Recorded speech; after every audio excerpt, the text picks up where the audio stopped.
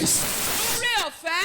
Grace. Oore ọ̀fẹ́. To walk Láti rìn. according to your will. Gẹ́gẹ́ bí ìfẹ́ rẹ. Let it come upon my life now. Olúwa jẹ́ kó bà lé ayé mi lónìí. Grace to walk Oore ọ̀fẹ́ láti rìn. according to your will. Gẹ́gẹ́ bí ìfẹ́ rẹ. In the name of Jesus. Ní orúkọ Let it Jésù. come upon my life now. Olúwa jẹ́ kó bà lé ayé mi.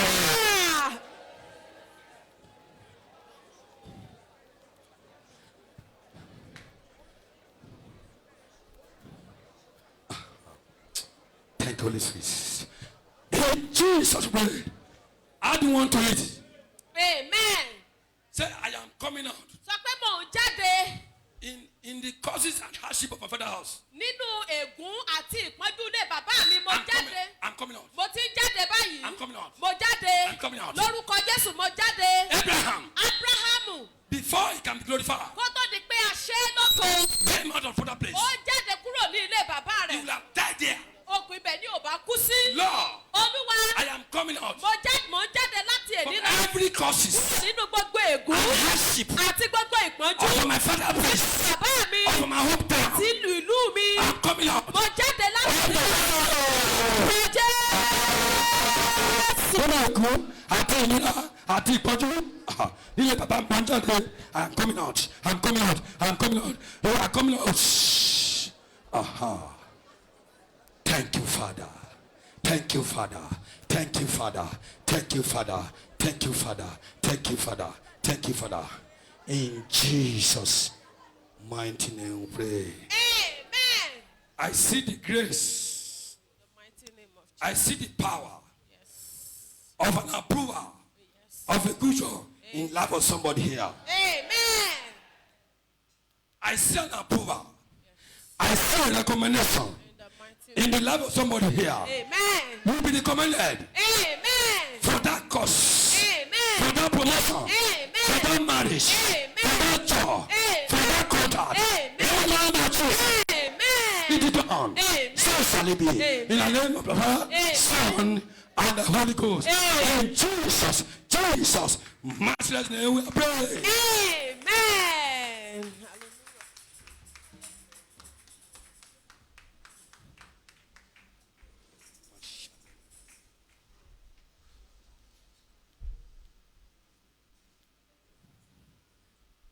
I want to give glory to God this moment. Mo fẹ́ fi ògo fún Ọlọ́run alààyè ní wákàtí yìí.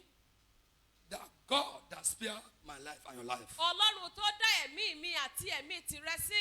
And allow me to be here this morning. Ọlọ́run tó fún mi ní àǹfààní láti wà níbí láàárọ̀ yìí. I cannot push aside. Mi ìtún wá lè fojú fò tàbí kí n gbẹ́sẹ̀ gbẹ́ kan. Don't appreciate our Father the Lord Kí n má mọ rírì àwọn bàbá wa nínú Olúwa. for allow me to stand here at the headquarters. Fún orí ọ̀fẹ́ tó fi fún mi láti lè dúró níbí ní olú At ìyá this ìjọ. special program that's going Ní on. inú ìpàdé pàtàkì báyìí. In the third Sunday of Ní this program. ọjọ́ ìsinmi kẹta nínú ìpàdé pàtàkì yìí. He's a good father. Wọ́n jẹ́ bàbá dáadáa. That Lord continue to bless him. Ọlọ́run á túbọ̀ máa bùkún fún wọn. That Lord will qualify him. Ọlọ́run yóò ṣe ayé wọn lọ́ṣọ̀ọ́. In this journey of that 8 years of ministry. Nínú ìrìn àjò iṣẹ́ ìránṣẹ́ wọn yìí. 30 years. Ọgbọ̀n ọdún tí wọ́n ti bẹ̀rẹ̀ iṣẹ́ ìránṣẹ́. And the 28th Freedom Festival. Àti àjọ̀dún òmìnira ogún ọdún The àjọ̀dún grace that has been upon him. Orí ọ̀fẹ́ Ọlọ́run yóò wà lórí wọn. Has been upon him. Orí ọ̀fẹ́ tó ti wà lórí wọn. That grace will not be tingling. Orí ọ̀fẹ́ yẹn kò ní lọlẹ̀. In the name of Jesus. Orúkọ Jésù. Also, I appreciate my 2 VPs Bákan náà mo mọ rírì àwọn igbákejì ààrẹ mi méjèèjì. and the VP mission Igbákejì ààrẹ àkọ́kọ́. in the person of Pastor Chris Oyakina. God Ẹni bless tí you. ṣe olùṣọ́àgùntàn Kristo Akẹ́nà Ọlọ́run yóò súre fún yín. And VP admin, Àti igbákejì ààrẹ kejì. Pastor Chris John. God bless you. Olùṣọ́àgùntàn Kúforíjì John Ọlọ́run yóò súre The fún yín. grace will be upon you. Orí ọ̀fẹ́ rẹ̀ yóò máa pọ̀ sí lórí ayé yín. And also, my wonderful mommy. Àti màmá mi dáadáa. God will bless you. Ọlọ́run yóò súre fún The yín. grace of God Orí ọ̀fẹ́ Ọlọ́run will continue to overflow your life. yóò máa túbọ̀ pọ̀ sí nínú ayé In the yín. name of Jesus. Lórúkọ Jésù. And Pastor Shola, God will bless you. Àti olùṣọ́àgùntàn Ṣọlá Ọlọ́run yóò súre fún And yín. all the cool ministers. Àti gbogbo àwọn ìránṣẹ́ Ọlọ́run akẹgbẹ́ mi pátápátá. Oh, please, God will bless you. Ọlọ́run yóò súre fún The yín. board of Diakoni, God will bless you. Ẹ̀yin ìgbìmọ̀ díákónì Ọlọ́run yóò súre fún You yín. will not be dealing, you will not be fumble. Ẹ ò ní ṣìṣe, ẹ ò ní ṣìwàhù. And the wonderful department. Àti àwọn ẹ̀ka mi mi dáadáa. God will bless you, the chorister. Ọlọ́run yóò súre fún yín ẹ̀yin akọrin. Do you speak? Ẹ ń fọhùn níbi gíga ní gbogbo àgbáyé. In the name of Ní Jesus. orúkọ The Jésù. wonderful men and women at home. Ẹ̀yin ènìyàn lọ́kùnrin lóbìnrin. God will bless you. Ọlọ́run yóò súre The fún youth yín. and the children, God bless you. Ẹ̀yin ọ̀dọ́, ẹ̀yin ògo wẹ́rẹ́, ẹ̀yin Without ọmọdé, you, Ọlọ́run yóò súre without fún you, I yín. cannot speak this morning. Láìsí yín níbí mi lè dúró síbí But who láàárọ̀ want to yìí. listen to me? Who want to listen to me? Ta ló fẹ́ gbọ́ nǹkan tí mo fẹ́ sọ? I pray for you. Mo gbàdúrà fún yín. Lord will launch you into your next career. Ọlọ́run yóò tì yín sí ibi gíga lórúkọ Jésù. In the name of Jesus. Ní orúkọ Jésù. Amen. Amen. Let's turn our Bible. Ẹ jẹ́ ká ṣí Bíbélì wa. And don't forget this theme. Ẹ má jẹ́ ká gbàgbé àkòrí yìí o. Then God's will. That glorious transformation. God's will for you. Ìyípadà tó lógo ìfẹ́ inú Ọlọ́run fún yín.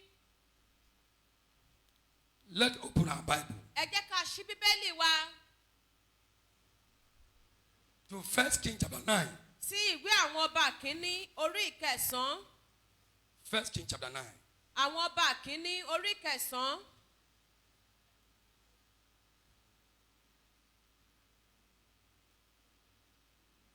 Verse 4 to 7. Ẹsẹ̀ ìkẹrin sí ìkeje. And if thou will walk before me, as David their father walked, in integrity of heart, in uprightness, to do according to all that I have commanded thee, will keep my statute and my judgment. Bí ìwọ ó bá rìn níwájú mi bí Dáfídì bàbá rẹ ti rìn ní òtítọ́ ọkàn àti ní ìdúróṣinṣin láti ṣe gẹ́gẹ́ bí gbogbo èyí tí mo ti pa ní àṣẹ fún ọ tí ìwọ ó sì pa àṣẹ mi àti ìdájọ́ mi mọ́. Then Genesis chapter 17. Genesis orí ìkẹtàdínlógún.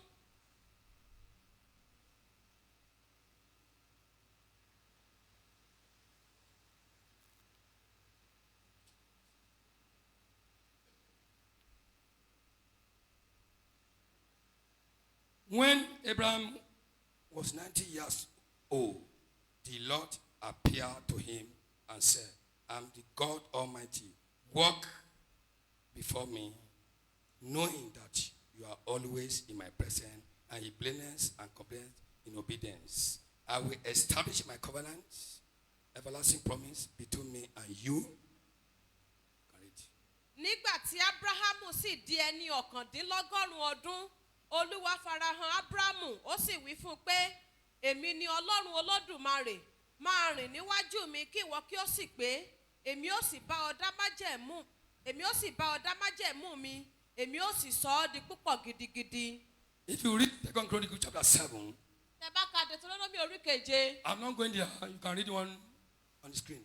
Amen. Amen. Now, the Bible says, Báyìí Bíbélì wí pé, God told David Ọlọ́run sọ fún Dáfídì, and told his son ó wá sọ fún ọmọ ẹ̀, that if you can walk before me, pé tó o bá lè rìn níwájú mi, the way your father walked before me, bí bàbá rẹ ṣe rìn níwájú mi, your life will be transformed. ayé rẹ yóò gba ìyípadà, Your glory will be transformed. ògo rẹ yóò gba ìyípadà.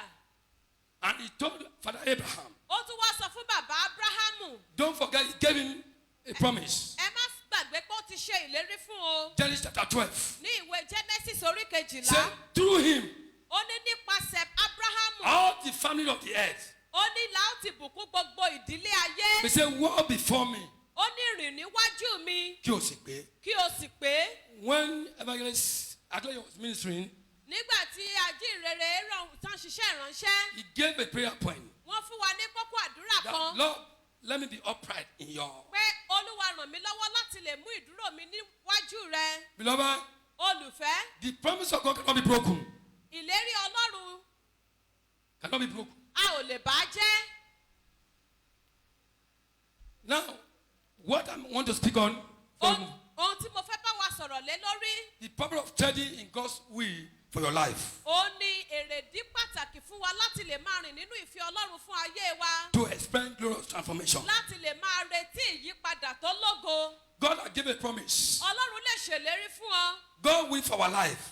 ìfẹ́ Ọlọ́run fún ayé wa. has reason and purpose. Ó ní èrèdí àti ìdí tá a fi gbé kalẹ̀. We must develop a relationship with him. A gbọ́dọ̀ ní ìbáṣepọ̀ pẹ̀lú rẹ̀. Since the creation, God has a purpose and plan for our life. Láti ìgbà ìṣẹ̀dálẹ̀ ni Ọlọ́run ti ní èrèdí fún ayé wa. For humanity, Fún ìran ènìyàn. he is a compassionate God Ó jẹ́ Ọlọ́run tó ní àánú. who does not want his people to live in abject poverty, Tí ò fẹ́ kí àwọn ènìyàn rẹ̀ kó máa gbé nínú òṣì. suffering or life suppression, Tàbí kó máa gbé nínú àìní. or life suppression, support.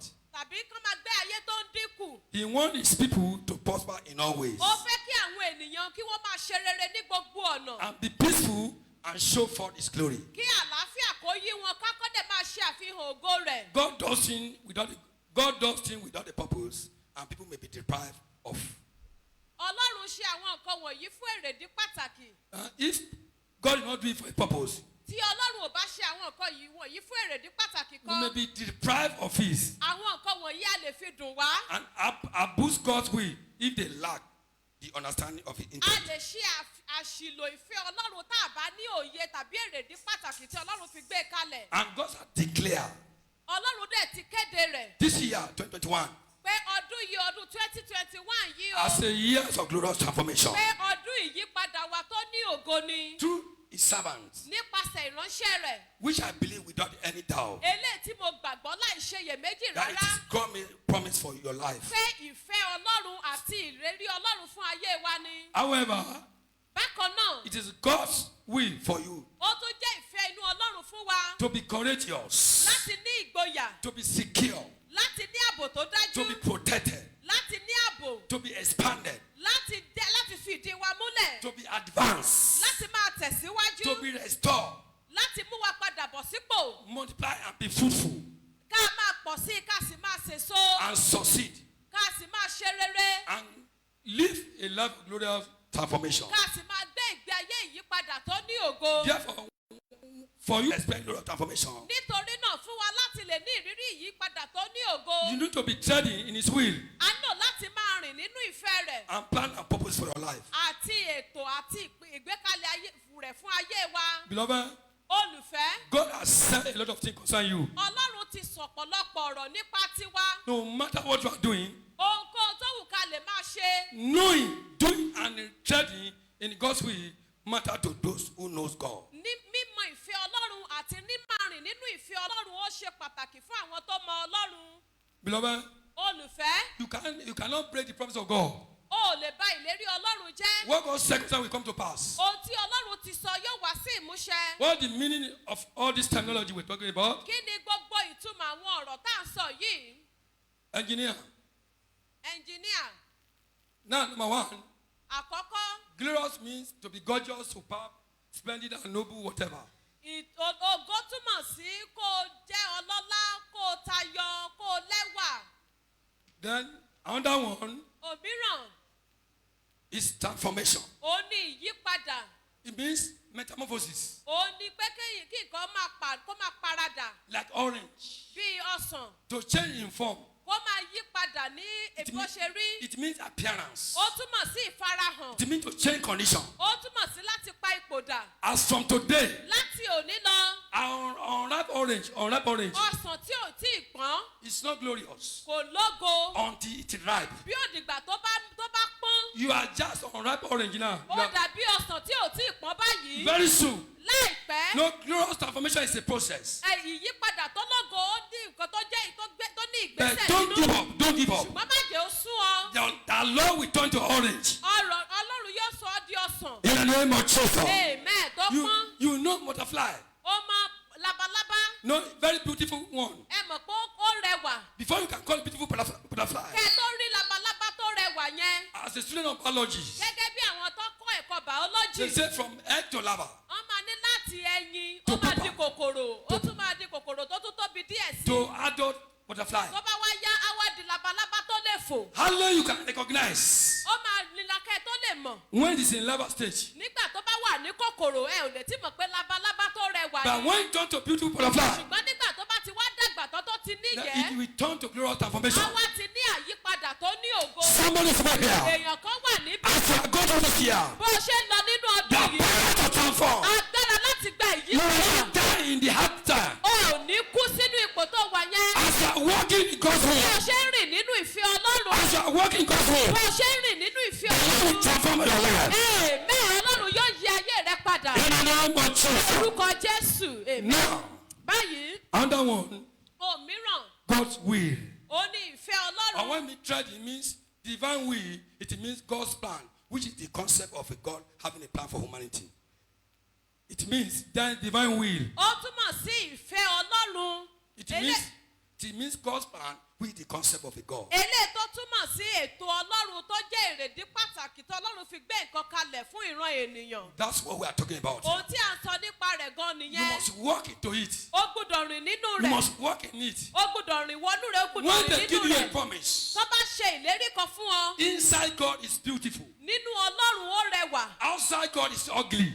tó o bá ti kúrò nínú ọlọ́run báyìí tó o ti ń ṣe nǹkan tó yàtọ̀ sí ìfẹ́ ọlọ́run ó ti di rádaràda If you are nìyẹn. given a promise, tá a bá ṣe ìlérí fún if you ọ are not walking to it, tó o bá rìn nínú rẹ̀ the tó o battle will fi continue to be fighting you. ogun yẹn á bẹ̀rẹ̀ sí ní máa gbógun tiẹ̀ I know mo mọ̀ that this year, pé ní ọdún as yìí you want to embark on a journey, bó o ṣe fẹ́ máa rìnrìn àjò as rẹ you want to be walking, treading, bó o ṣe fẹ́ máa rìn every promise concerning you gbogbo àwọn ìlérí tó wà shall come to pass. yóò wá sí In the name of Jesus. orúkọ jésù amen. Foundational truth concerning God's will.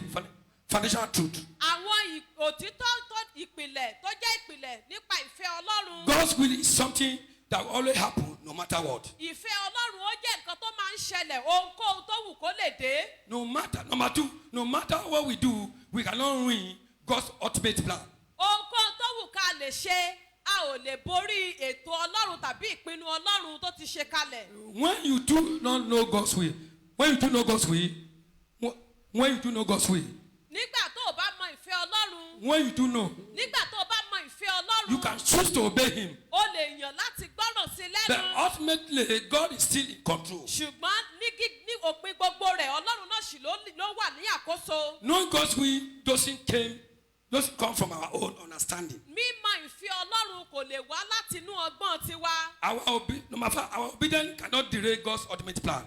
àìgbọ́ràn wa àbí ìgbọ́ràn wa kò lè já ọlọ́run kúrò nínú ìfẹ́ rẹ̀ àbí What He ìfẹ́ said rẹ̀. we do, we will do it. ohun tó sọ pé òun ó ṣe yóò ṣe é. He told Abraham, ó sọ fún abrahamu as long as you are walking in my promise, ó ní níwọ̀n ìgbà tó bá ń rìn nínú àwọn ìlérí mi whatever I ask to do for you, I will do it. ohunkóhun tí bá fẹ́ ṣe màá ṣe fún But ọ. I beseech you, walk in my way. mo ń rọ̀ ọ́ rìn nínú ìfẹ́ mi. You cannot change my will, o ò lè yí ìfẹ́ mi padà. but keep on walking my will. ṣùgbọ́n ṣáà máa rìn nínú ìfẹ́ mi. Number 6, ìkẹfà no God's will come when we act like God.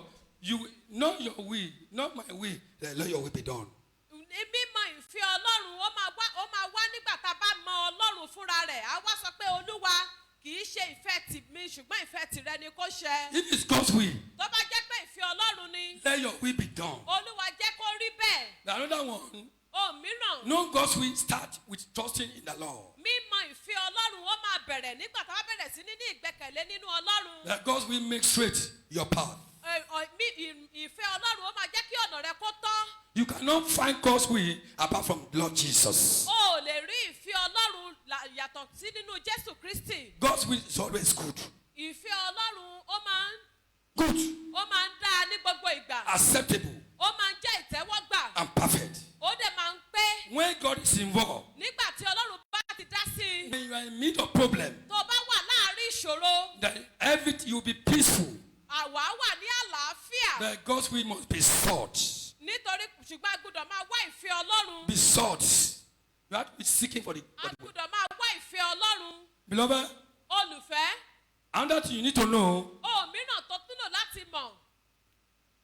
the need to treading in God's will for your life. èrèdí pàtàkì tó fi náà láti máa rìn nínú ìfẹ́ ọlọ́run fún ayé rẹ. For glorious transformation. fún ìyípadà tó ní ògo. The door of glorious transformation that God opened will never contradict His word. ilẹ̀kùn ìyípadà tó lógo tí ọlọ́run bá ṣí kò ní tako ọ̀rọ̀ ọlọ́run. He will fulfill it. yóò mú ṣẹ. The door of glorious transformation that God opened will be accompanied by confirmation, discernment, seeking godly counsel. ilẹ̀kùn ìyípadà tó lógo tó bá jẹ́ pé Ọlọ́run ló ṣí fún ọ yóò wà ní ìbámu pẹ̀lú àwọn ìgbékalẹ̀ àti ìlànà Ọlọ́run. As our father have told you that you make it, Gẹ́gẹ́ bí àwọn bàbá wa ṣe sọ fún ẹ pé wàá ṣe somebody rere. will confirm it for you. Èèyàn kan wàá fi ìdí rẹ̀ múlẹ̀ fún You ọ. have a witness in your spirit Wàá ní ìdẹ́rìí nínú ọkàn that rẹ. what God is telling me. Pé ohun tí ènìyàn Ọlọ́run ń sọ fún mi yìí o. God, that's what God told me. Pé ohun tí Ọlọ́run bá mi sọ gan No, it's nìyẹn. left for you now to walk in that promise. Ó wá kù sí ẹ lọ́wọ́ báyìí láti rìn nínú ìlérí And náà. the door will be open for you. Ilẹ̀kùn náà ó wá ṣí fún ọ. And the door of glorious ambition, God will open for you. Ilẹ̀kùn ìyípadà tó lógo tí Ọlọ́run yóò ṣí fún We ọ. require you to depend on Him. Yóò wá ó máa retí pé kó o sinmi lé Ọlọ́run nìkan. Amen.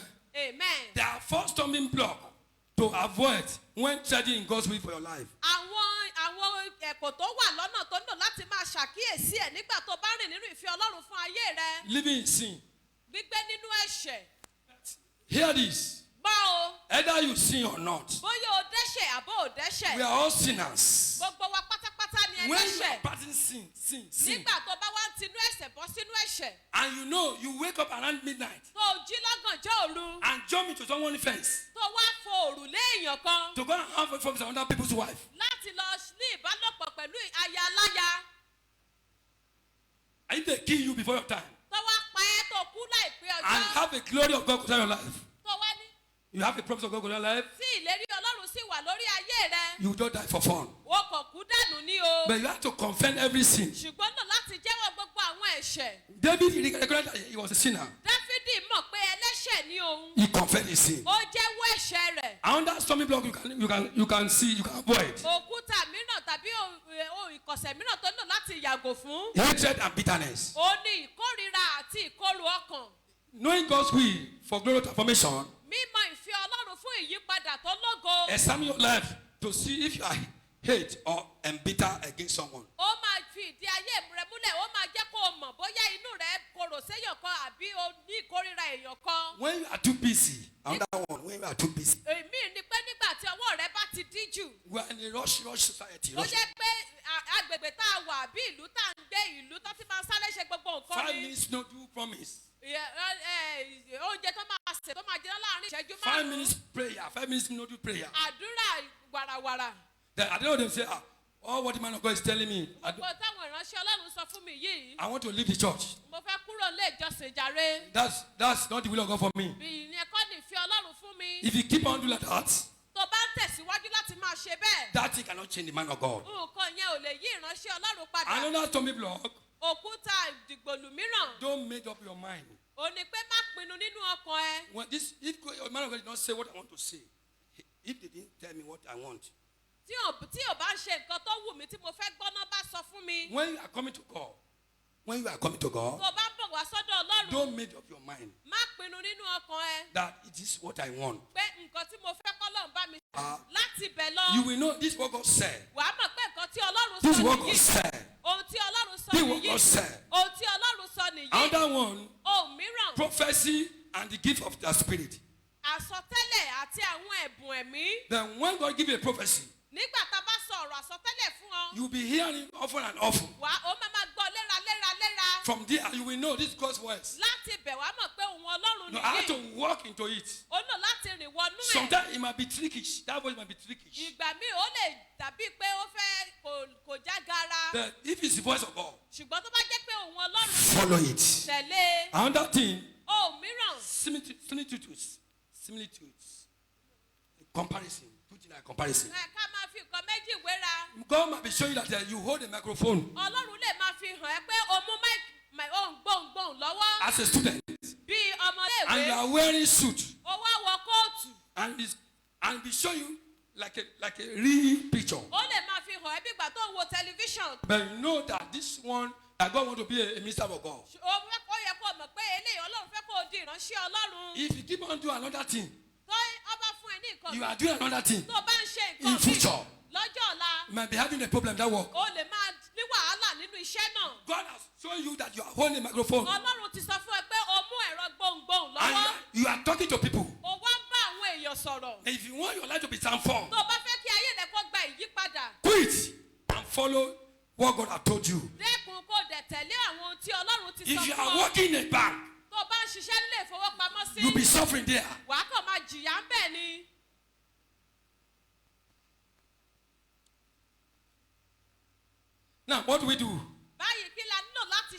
What are the steps to ìgbésẹ̀ tread àkọ́kọ́. in God's will? Àwọn ìgbésẹ̀ tá a lò láti gbé láti lè rìn nínú ìfẹ́ Ọlọ́run. How to tread in God's will for glory to make sure how to tread into it. Bá a ṣe lè rìn nínú ìfẹ́ Ọlọ́run fún ìyípadà tó ní ògo. Number one, surrender your will to God's will. Àkọ́kọ́ ni pé kó o yọ̀ǹda ìfẹ́ tìrẹ fún ìfẹ́ Ọlọ́run. Surrender your will to God's will. Yọ̀ǹda ìfẹ́ tìrẹ, gbé ìfẹ́ tìrẹ sẹ́gbẹ̀ẹ́ kan. Let your will be done, not my will. Sọ pé Olúwa ìfẹ́ tìrẹ ni kó ṣe, kò ń If ṣe you ìfẹ́ want your tẹ̀mí. will to be done, Tó bá fẹ́ kí ìfẹ́ rẹ kó ṣe, you will be tarrying in the desert. wàá pẹ́ ní aginjù. Number two, Ìkejì, obey. gbọ́ràn, Obey.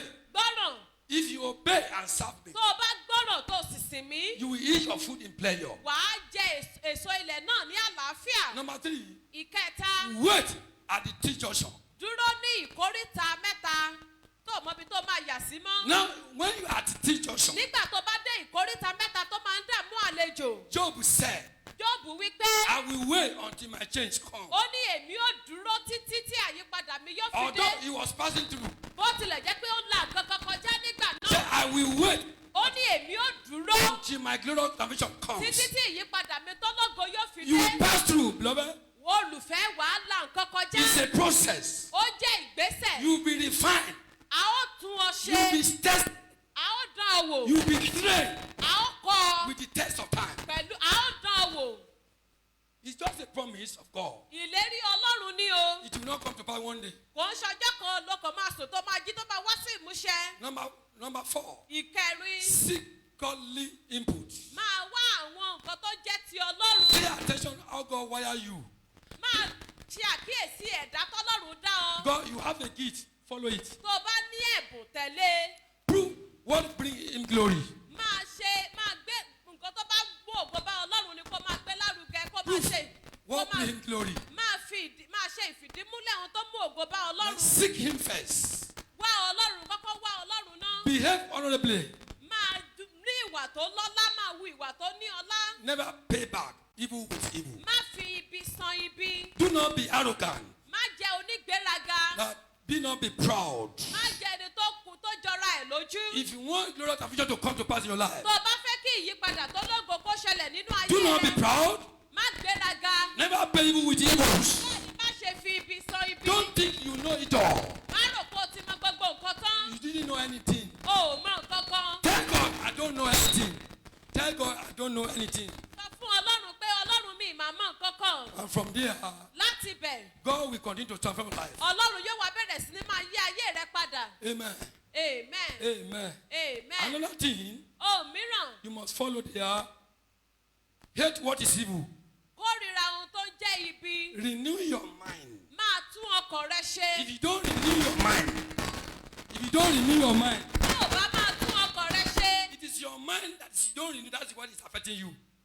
Renew your mind. máa tún ọkàn rẹ ṣe. If you don't renew your mind, Tó o bá tún ọkàn rẹ ṣe, you have to give up very soon. wà á tètè sún ọ. The what God is saying, I want to leave the church. A ní kí ni nǹkan tó ti ẹ sọ, mo fẹ́ kúrò nílé ìjọsìn. Because you don't renew your mind. Nítorí pé o máa tún ọkàn rẹ ṣe. Glorious transformation begins from the heart. Ìyípadà tó lógo àtinú ọkàn ló ti máa ń bẹ̀rẹ̀. Not anywhere, no prayer. Kò ń ṣe ibì kankan àtinú ọkàn ló ti máa ń bẹ̀rẹ̀. Not in the prayer. Kò ń ṣe látinú àdúrà o. It is started from your own heart. Látinú ọkàn rẹ ló ti máa bẹ̀rẹ̀. If your heart is being renewed, Tí a bá ti tún ọkàn rẹ ṣe, do what God said concerning me. tó o bá ohun tí Ọlọ́run sọ nípa mi nìyí. And you had the heart of God. Tó o dẹ̀ ní ọkàn ti Ọlọ́run. David, Dáfídì, they said a man after God's heart. wọ́n ní ẹni bí ọkàn Ọlọ́run. I begin to study David. Mo wá bẹ̀rẹ̀ sí ní ṣe àkíyèsí ìgbé ayé Dáfídì. Is he a sinner?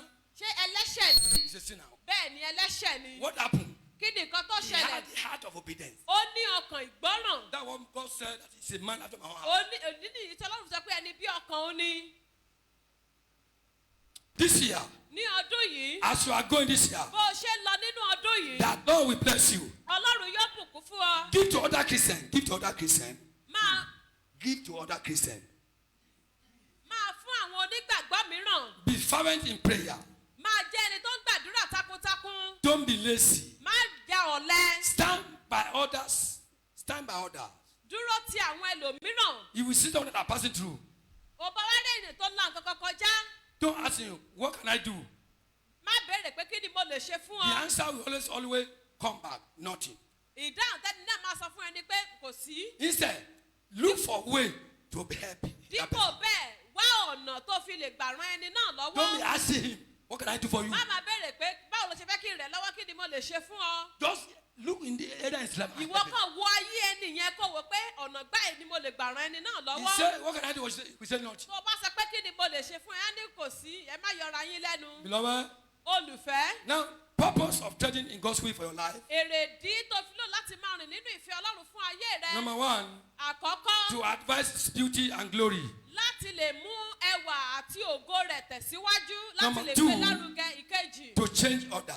láti lè yí àwọn ẹlòmíràn padà. To change order. láti lè yí àwọn When the ẹlòmíràn woman padà. of Samaria, nígbà tí obìnrin ará Samaria yẹn. God changed his life, transformed his life. nígbà tí ọlọ́run yí ayé rẹ̀ padà. He ran to the city ó sá lọ sínú ìlú. and told him what God had done in his ó wá life. sọ fún àwọn ènìyàn ohun tí ọlọ́run ti ṣe nínú ayé òun. Number three, ìkẹta when your life is being transformed, nígbà tí ayé rẹ̀ bá gba ìyípadà. now you have to raise order. ó lò láti ran àwọn ẹlòmíràn náà lọ́wọ́. Raise order. ran àwọn ẹlòmíràn lọ́wọ́ láti God bless gòkè. Abraham ọlọ́run bùkún Abrahamu. that if you have been blessed, you will enrich the whole earth. láti inú ìbùkún rẹ̀ láti bùkún gbogbo orílẹ̀-èdè àgbáyé. And number four, ìkẹrin God wants to transform your life to use you ọlọ́run fẹ́ lò ọ́ like Peter.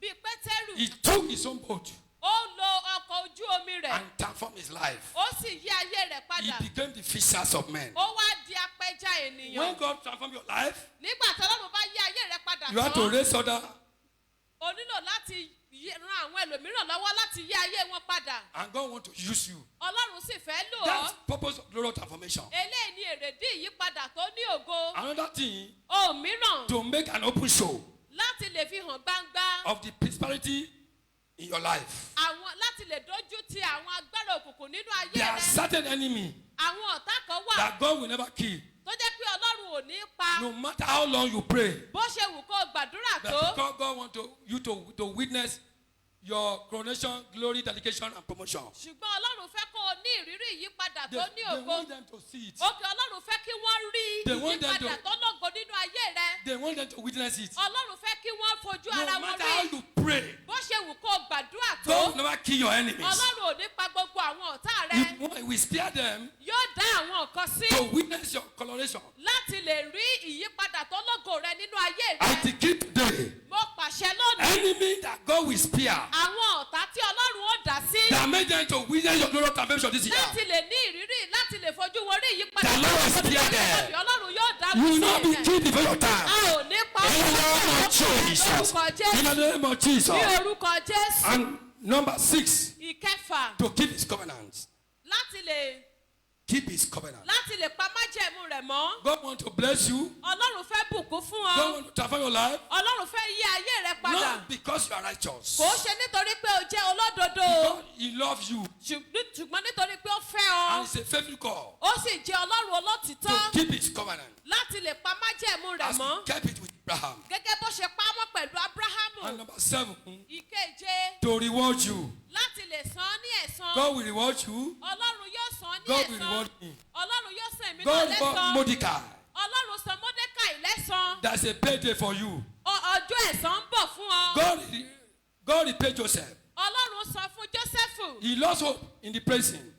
He lost hope in the ó prison. sì sọ ìrètí nù nínú túbú. God reward him. ṣùgbọ́n ọlọ́run san án fún un. God reward Father Abraham. ọlọ́run san bàbá Ábúráhámù lẹ́san. God reward Apostle Peter. ọlọ́run san àpọ́stélì Pétérù lẹ́san. And God reward him. ọlọ́run ó san lẹ́san. Mommy and daddy, bàbá àti màmá. as you are in the center of the will of God, bó o ṣe wà ní àárín gbùngbùn ìfẹ́ as you ọlọ́run. are joined this year, bó o ṣe ń rìnrìn àjò lọ lọ́dún yìí. learn how to walk in God's will. kọ́ bí a ṣe ń rìn nínú ìfẹ́ ọlọ́run. God has given a promise. ọlọ́run ti ṣe He will ìlérí. never break a kò sì promise. lè bá ìlérí rẹ̀ And I jẹ́. pray for you this mo morning. sì gbàdúrà fún yín ní The grace of God oore ọ̀fẹ́ to ọlọ́run. walk in His will, láti rìn nínú ìfẹ́ to rẹ̀. carry out His will, láti lè máa rọ to ní ìfẹ́ experience that rẹ̀. transformation. láti lè ní ìrírí ìyípadà Shall come upon your life. yóò bà lé ayé In wa. the name of Jesus. orúkọ Jésù. In the name of ní Jesus. orúkọ Jésù. Let me tell you, ẹ jẹ́ kí n sọ fún if yín you o. don't follow God's will, if you don't follow God's will, tó o bá tẹ̀lé ìfẹ́ ọlọ́run. you may be disappointed. o lè ní ìjákulẹ̀. You may be disappointed. a lè já ọkulẹ̀. Change this church is not the issue. pé o pààrọ̀ ìjọ ìyẹn kọ́ ni kókó. It's not the issue. ìyẹn kọ́ ni kókó. Renew your heart. tún ọkàn rẹ ṣe. Walk his will. Máa rìn nínú ìfẹ́ rẹ̀. Study his will. Máa rìn nínú ìfẹ́ rẹ̀. Pray. Gbàdúrà. Obey. Máa gbọ́ràn. Do. Máa ṣe. Surrender your will. Fi ìfẹ́ tìrẹ sílẹ̀ As you are doing that, fún ìfẹ́ Ọlọ́run it bó shall ṣe come ṣe to yìí. pass. Yóò wá sí it shall ìmúṣẹ. come to pass. Yóò wá sí ìmúṣẹ. Like one missionary said, Gẹ́gẹ́ bí ajínrere ilẹ̀ òkèrè kan ṣe sọ. Hussein, Húsìn lórúkọ rẹ̀. he wrote his wife Ó kọ lẹ́tà sí ìyàwó rẹ̀ on a mission. ní ojú iṣẹ́. I only have 25%. 25%. Ó ní- Cent. Mo ní 25 naira, 25 cent. mo ní náírà márùndínlọ́gbọ̀n pẹ̀lú mi. 25 cent. 25 cent. Kọ́bọ̀ márùndínlọ́gbọ̀n. And the whole promise of God. Gbogbo àwọn ìlérí Ọlọ́run àti gbogbo àwọn ìlérí Ọlọ́run. What does it mean? Kí nìyẹn túmọ̀ sí? I was so rich Ó ní mo jẹ́ ọlọ́rọ̀ because lọ́pọ̀lọpọ̀ of the promise of God. nítorí àwọn ìlérí You Ọlọ́run. don't say I was in fear. There's no money, no lack. Kò sọ pé mi ní owó ẹ̀rù ń bà mí àbí àìní. I decree today. Mo pàṣẹ lónìí. I have a promise of God upon my life. Gbogbo àwọn ìlérí I Ọlọ́run. have it too. Mo ní You lórí have ayé it mi. too. Ìwọ náà ní. If God is God, Tí Ọlọ́run. if God is God, Tí Ọlọ́run. bá jẹ́ Ọlọ́run, Tó bá jẹ́ Ọlọ́run. you will experience this Wàá ní ìrírí yìí. in the name of Ní Jesus. orúkọ You Jésù. have the promise of God concerning your Ó life. ní ìlérí If you are still Ọlọ́run. alive, Tó bá ṣì wà it shall come láàyè. to pass. Yóò wá sí You might ìmúṣẹ. have 1 naira. You might have 1 naira. O lè ní náírà kan. You have million. O lè ní mílíọ̀nù. Because you have promise of God in your life. Nítorí ìfẹ́ Ọlọ́run fún ayé rẹ ni. It will come to pass. Yóò wá sí It ìmúṣẹ. shall come to pass. Yóò wá sí In the ìmúṣẹ. name of Jesus. Orúkọ The Jésù. Lord wants you. Ọlọ́run The yóò Lord sọ will transform your ọ́ life. lẹ́san. Ọlọ́run The yóò Lord yí will bless ayé you. padà. Ọlọ́run In the yóò name of the bùkún ọ. Father, Lórúkọ of the Bàbá Son, àti and ti the Ọmọ Holy Ghost. àti In ti Ẹ̀mí Mímọ́. Jesus' Ní mighty name orúkọ of prayer. Jésù la gbàdúrà. Amen.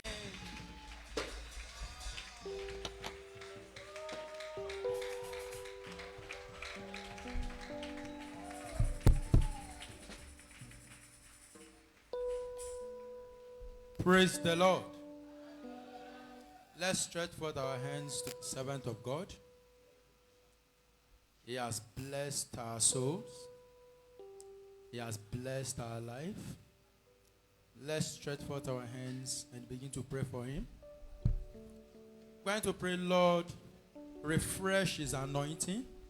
Sọ pé Olúwa tún ìfàmì òróró yàn wọ́n ṣe. Lord, enlarge his coast. Olúwa sọ agbègbè wọn di ńlá. Take his voice far. Jẹ́ kí wọ́n lọ sókè sí. Take his voice far. Jẹ́ kí ohùn wọn kó la àgbáyé já. Take your servant far. Mú ìránṣẹ́ rẹ rìn. Let his life and his ministry transform gloriously. Jẹ́ kí iṣẹ́ ìránṣẹ́ wọn àti ayé wọn kí ó yí padà tògótògó. Let your glorious transformation affect every areas of his life. Jẹ́ kí ìyípadà tó lógo kó wá sí gbogbo ẹ̀ka ayé wọn pátápátá. Do not allow your anointing to run dry in his life. Má ṣe jẹ́ kí ìfàmì òróró yàn gbẹ lórí wọn. Do not allow him to be put to shame. Má jẹ́ kí ojú kí ó tì wọ́n. Do not allow people to mock you in his life. Má jẹ́ kí ayé pẹ̀gọ́ orúkọ rẹ látara wọn. Lord, that simple miracle, that simple prophetic encounter Olúwa ìbápàdé ti àsọtẹ́lẹ̀ wòlíì kékeré tí ò pọ̀ that jù. will transform his life gloriously. Eléyìí tí yóò yí ayé wọn padà. Lord, tògótògó. because you have used him for us, Olúwa nítorí pé ẹ ti lò wọ́n fún wa lónìí. before the end of this year, Kí ọdún yìí kí ó tó parí. let it be manifested in his life. Jẹ́ kí ó fìdí múlẹ̀ kó jẹyọ nínú ayé Lord, the wọn. strength and the spirit to continue with you. Okun àti agbára láti tẹ̀síwájú nínú rẹ. The grace of steadfastness. Oore ọ̀fẹ́ ìdúróṣinṣin. The power not to give up in this hard time. Agbára láti má gbọ̀jẹ̀gẹ́ ní àkókò Lord, ìnira grant àkókò it upon him. Olúwa yọ̀ǹda rẹ̀ fún wọn. And as many of us that were under his unctions this morning, Àti fún gbogbo àwa tí a wà lábẹ́ every of ìsọ̀rọ̀ your jáde wọn. prophetic words that has come out today Gbogbo ọ̀rọ̀ àsọtẹ́lẹ̀ tó ti ẹnu yín jáde lónìí. will not return null nor void, Kò ní lọ láì ṣe ìmúṣẹ rẹ̀. but it will fulfill that which it was sent to. Ṣùgbọ́n yóò ṣe ìmúṣẹ eléyìí tí a ti sọ In nípa rẹ̀. Jesus' mighty Ní name we orúkọ pray. Jésù la gbàdúrà àmín. The tithe payers, quickly bring out your tithe. Gbogbo àwọn olùsọ̀dámẹ́wàá yìí jáde wá láti wá san ìdámẹ́wàá. As you are preparing your tithe, begin to talk to the tithe. Bí ẹ ṣe ń mú ìdámẹ́wàá náà jáde ẹ bẹ̀rẹ̀ sí máa sọ ohun tó dára. Lord, as I have fulfilled your mandate, your demand for tithing, Olúwa gẹ́gẹ́ bí mo ti mú àṣẹ rẹ ṣẹ ti ìdámẹ́wàá. let every tithe income Olúwa jẹ́ kí gbogbo owó tí mò ń pa wọlé tó every nira. tithe source of incomes, every Gbogbo ọ̀nà tí tithe mò ń gbà business, pa owó tó nira kókó. every tithe breakthroughs, Gbogbo àṣeyọrí àti àlùyọ tó nira. as I pay my tithes Bí today, mo ṣe ń san ìdámẹ́wàá mi lónìí. let it loosen up in Jesus' name. Olúwa jẹ́ kó di The Bible said, rọrùn prove me fún this, Ó ní ẹ fi èyí tó mi and I will open the windows of Bí èmi blessings. kò bá ní ṣí fèrèsé ọ̀run Lord, sílẹ̀. because I have released my tithe today, Olúwa nítorí mo ti yọ̀ǹda ìdámẹ́wàá mi lónìí. let your windows of heavens be released upon me. Jẹ́ kí ọ̀run rẹ kó ṣí lé mi Your lórí. windows of blessings. Jẹ́ kí ọ̀run ìbùkún. He said, even the blessing, your house alone will not be able to Ó contain ní it. tó bẹ́ẹ̀ gẹ́ tí ilé ètò rẹ kò ní gbà á. I used to tell people, I said, if your blessing cannot be enough to affect others, it is not enough. Tí ìbùkún rẹ ò bá tí ì di nǹkan tó o máa ń bùyàn jẹ kò tí ì di ìbùkún. If your tó. blessings cannot bless others, it is not enough. Tí o bá tí ì ní ìbùkún tó o lè bùyàn jẹ o Lord, tí ì ní let your ìbùkún. flow of blessings Olúwa jẹ́ kí ìṣàn ìbùkún that rẹ. will bring a glorious transformation in my Eléyìí life, tí yóò mú ìyípadà tó lógo wá sínú ayé mi. let it be released upon me. Olúwa yọ̀ǹda rẹ̀ lé mi lórí. In Jesus' mighty name we have prayed. Amen. As you have prayed, so shall it be. Amen. The God of Father, Amen. and of the Son, Amen. and of the Holy Spirit. Amen. In Jesus' name. Amen. Quickly package your offerings, Ẹ mú ọrẹ yín jáde. your main offering and your building offering. Ọrẹ ìkọ́lé àti ọrẹ ìjọ ìsinmi. As you are packaging them, begin to send the offering a Bí ẹ message. ti mú jáde bẹ̀rẹ̀ sí máa ran níṣẹ́. Lord, I have given you this little out of my abundance. Olúwa nínú ọ̀pọ̀ tó fún mi ni mo ti mú kékeré ìwá In fún your ọ. mercy, accept it today. Nínú àánú rẹ tẹ́wọ́ gbà á. In your mercy, accept it today. Nínú àánú rẹ tẹ́wọ́ gbà á lónìí. That in our next gathering, I will give more. Pé ní ìpérajọpọ̀ wa tí a ó tún ṣe tó bá yá màá ṣe jù bẹ́ẹ̀ lọ. Lord, as I have offered this today, Bí mo ṣe fi eléyìí sílẹ̀ lónìí. I have offered every hospital bills to you. Mo ti gbogbo àwọn owó tí à ń san nílé Every problems that will take money away from me. Gbogbo ìṣòro tó lè mú owó tó lè mú kí n máa náwó òdì. Every problems that will cost me money. Gbogbo wàhálà tó lè ná mi lówó. The ones the enemies have planned in the future. Eléyìí tí àwọn ọ̀tá ti ṣètò ní ọjọ́ iwájú. Lord, because of this offering, Nítorí ọrẹ yìí, take them away from my life. Olúwa mú wọn kúrò láyé Take mi. them away from my life. Olúwa mú wọn kúrò láyé In mi. Jesus' mighty name we have prayed. Amen. As you have prayed, so shall it be. Amen. In the name of God the Father, Amen. and of the Son, and of Amen. the Holy Spirit. Amen. Choristers. Akọrin. There's no one like Jesus. There's no one like Him. There's no one like Jesus. There's no one like Him. There is no one. There's no one like Jesus. There's no one like Him. No one. Like Jesus. There's no one like Him. There is no one. There's no one like Jesus. No one like Him. There is no one. There's no one like my Jesus. There is no one. There's no one like Him. There is no one. Like Jesus. There's no one like Him. No one. There's no one like Jesus. There's no one like Him. Waka waka. Waka waka.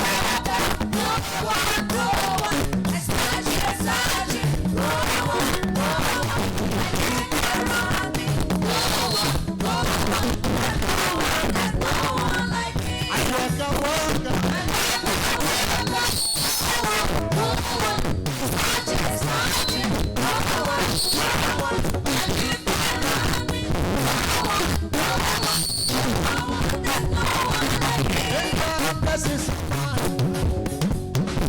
Abraham blesses a man.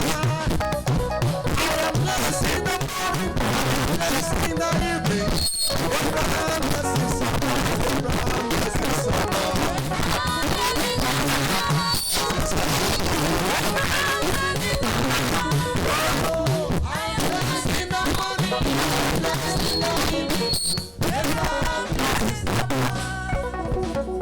Hallelujah. Hallelujah. Hallelujah.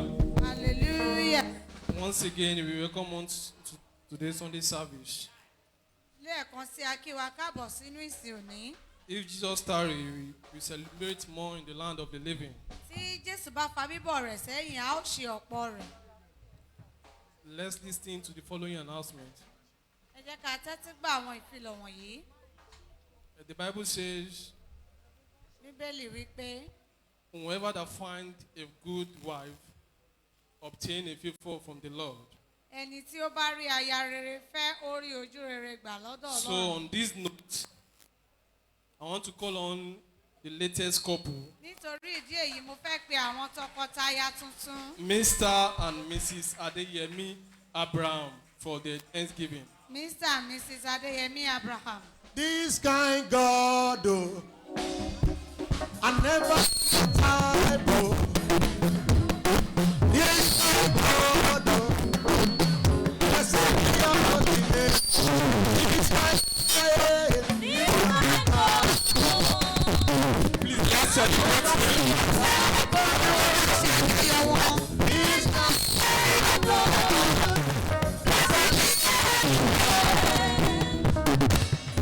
this God, I have never seen your time. This kind God, blessed be your holy name. This kind God, oh.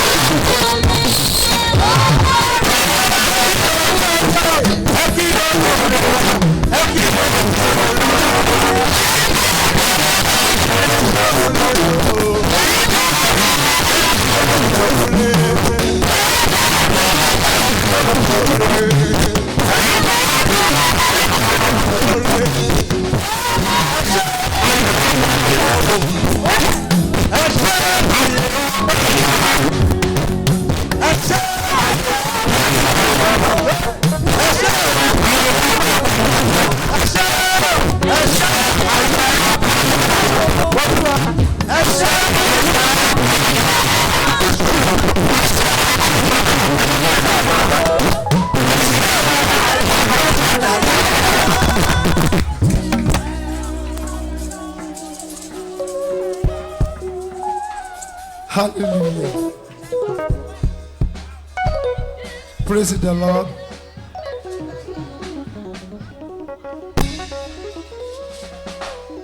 Hallelujah. Mi ò mọ bí tí mo sì lè bẹ̀rẹ̀ ọpẹ́ mi o. Lórí kò tiẹ̀ yé mi ara. Bá mo dúpẹ́ lọ́wọ́ Ọlọ́run fún àǹfààní tí Ọlọ́run fún mi láti ṣe ìyàwó. Mo sọ fún wife mi lánàá mo ní pàtàkì mo ní kí ni o dàbí fọ́tò lọ́dún lójú mi. Mo ní ṣe mo ń lálàá ni mo ní dàbí àlá lójú mi. Anyway, cause I'm just surprised mo dúpẹ́ lọ́wọ́ Ọlọ́run ààrẹ mo dẹ̀ dúpẹ́ lọ́wọ́ bàbá mi kí bẹ́ẹ̀ sọ náà lágbọ́ mo dúpẹ́ lọ́wọ́ yín sá thank you sá ẹ máa pẹ́ fún wa sá lórúkọ Jésù Kristi ẹ máa pẹ́ fún wa mo dẹ̀ dúpẹ́ lọ́wọ́ màmá mi náà màmá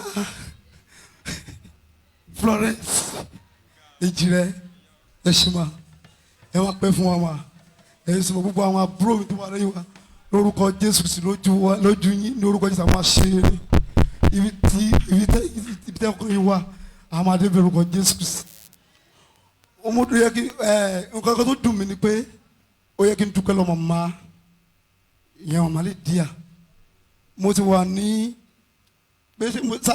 how many years less than 2 years mo ti wà lọ́dọ̀ grandma my own biological father mi ò rò pé mi ò spend maybe a week with them màmá ló raise mi láti kékeré but I thank God for today màmá wọn mọ wife mi kó tó di pé wọ́n pàṣọ but a dúpẹ́ Ọlọ́run pé gbogbo nǹkan tó ń ṣẹlẹ̀ inú wọn ń dùn sí mo rẹ̀ dúpẹ́ lọ́wọ́ Ọlọ́run gbogbo àwọn tó support mi ní gbogbo church all my friends all my colleagues everybody àwọn màmá mi àwọn bàbá mi mo dúpẹ́ o mi ò mọ bí mo lè ṣe o but mo dúpẹ́ Ọlọ́run yẹn ṣe thank you sir ẹ ṣe.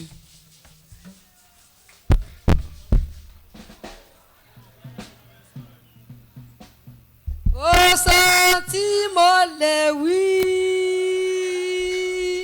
jù bẹ́ẹ̀ sọ Jésù.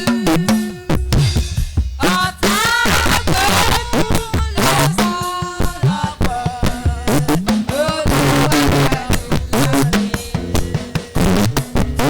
Kò sọ tí mo lè wí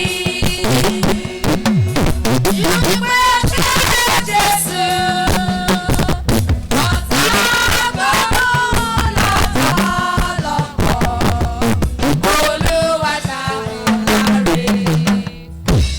Gbogbo ẹ̀yin ìjọ o mo dúpẹ́ lọ́wọ́ Ọlọ́run ẹ̀mí mímọ́ mo dúpẹ́ lọ́wọ́ ẹ̀yin kwaya mo dúpẹ́ lọ́wọ́ gbogbo obìnrin ìjọ ọkùnrin ìjọ ẹ ṣé mi o Ọlọ́run ẹ̀yin náà lọ́wọ́ o ọmọ yín náà débi gíga o ọmọ yín náà bá àánú pàdé o ẹ ṣé mo dúpẹ́ o mo dúpẹ́ lọ́wọ́ bàbá mi ọ ṣé mo dúpẹ́ wọn náà ṣe bẹ́ẹ̀ fọ́mọ o ìyàwó mi mo dúpẹ́ o gbogbo ẹ̀yin pásítọ̀ mo dúpẹ́ o ẹ ṣé mi Ọlọ́run ẹ̀yin lọ́wọ́ o mo dúpẹ́ lọ́wọ́ àwọn fámìlì mi náà o gbogbo yín náà débi gíga o ọmọ yín náà ṣe rere o ẹ ṣé mi o.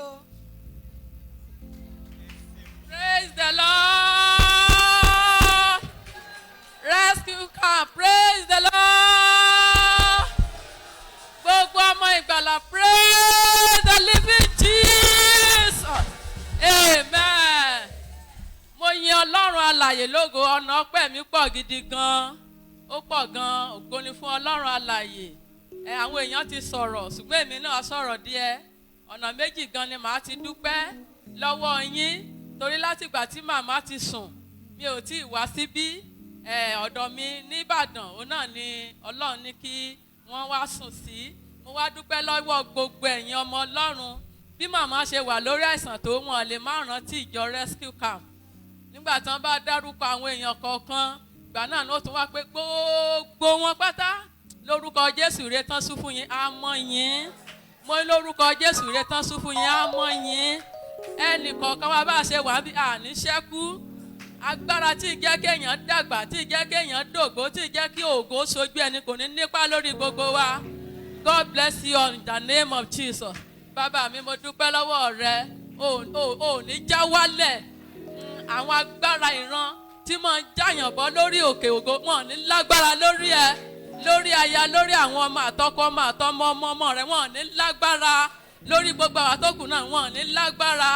Mo wá dúpẹ́ lórí ọmọ sísá mi yìí pé Ọlọ́run ṣàánú fún àánú Ọlọ́run ni Bíbélì sọ pé kì í ṣe nípa ipá tàbí nípa agbára ṣùgbọ́n nípa àánú àti ẹ̀mí Ọlọ́run alààyè ń ló fi ṣe lógo ògo náà lórúkọ Jésù kò ní wọ mi kò ní wọ mi lórúkọ Olúwa kò ní wọ mi gbogbo ẹ̀yin ọkàn tẹ́yìn náà ń fojú sọ́nà fún ọjọ́ ayọ̀ báyìí yóò ṣojú yín bẹ́ẹ̀ ni ó rí lórúkọ Jésù ṣe wá rí ọjọ́ ayọ̀ kan ń bọ̀ o ìgbéyàwó tó lógo tó lọ́lá kan ó ń bọ̀ wá láìpẹ́ o dídé Jésù olùgbàlà ni o àwa náà ní aya rẹ̀ o àwa ní ìyàwó rẹ̀ ṣe mọ̀ pé nísìnyí ìyàwó ọmọ mi lélẹ́yìí ṣùgbọ́n gbogbo wa pátápátá ajé aya Jésù Kristi olùgbàlà tó ń bọ̀ wá gbé níyàwó wọ́n ti sọ fún wa nínú ìwàásù pé ká tún ọkàn wa ṣe tó o bá dìyàn sínú lọ bá a pé wò kò tiẹ̀ síjà kankan mọ́ tó o bá ń ṣe ìwà ẹ̀ṣẹ̀ kan ẹja lọ kọ̀ sílẹ̀ torí pé ṣe rí kékeré bíntín bẹ́ẹ̀ ni ògo ti ayé yìí ṣe rí ti ayérayé yẹn òun ló dùn jù bẹ́ẹ̀ òun ló dùn ju ti ayé ẹ sọ pé mi ò ní pàdánù ibẹ̀ bẹ́ẹ̀ ni ó rí lórúkọ Jésù. God bless you all. Praise the Lord. Praise the Lord. Amen. Ibi tí màá ti bẹ̀rẹ̀ ni ẹ kú ìmúra sílẹ̀. Dèdìdè Olúwa. Ẹ kú ìmúra sílẹ̀. Dèdìdè Jésù. Amen.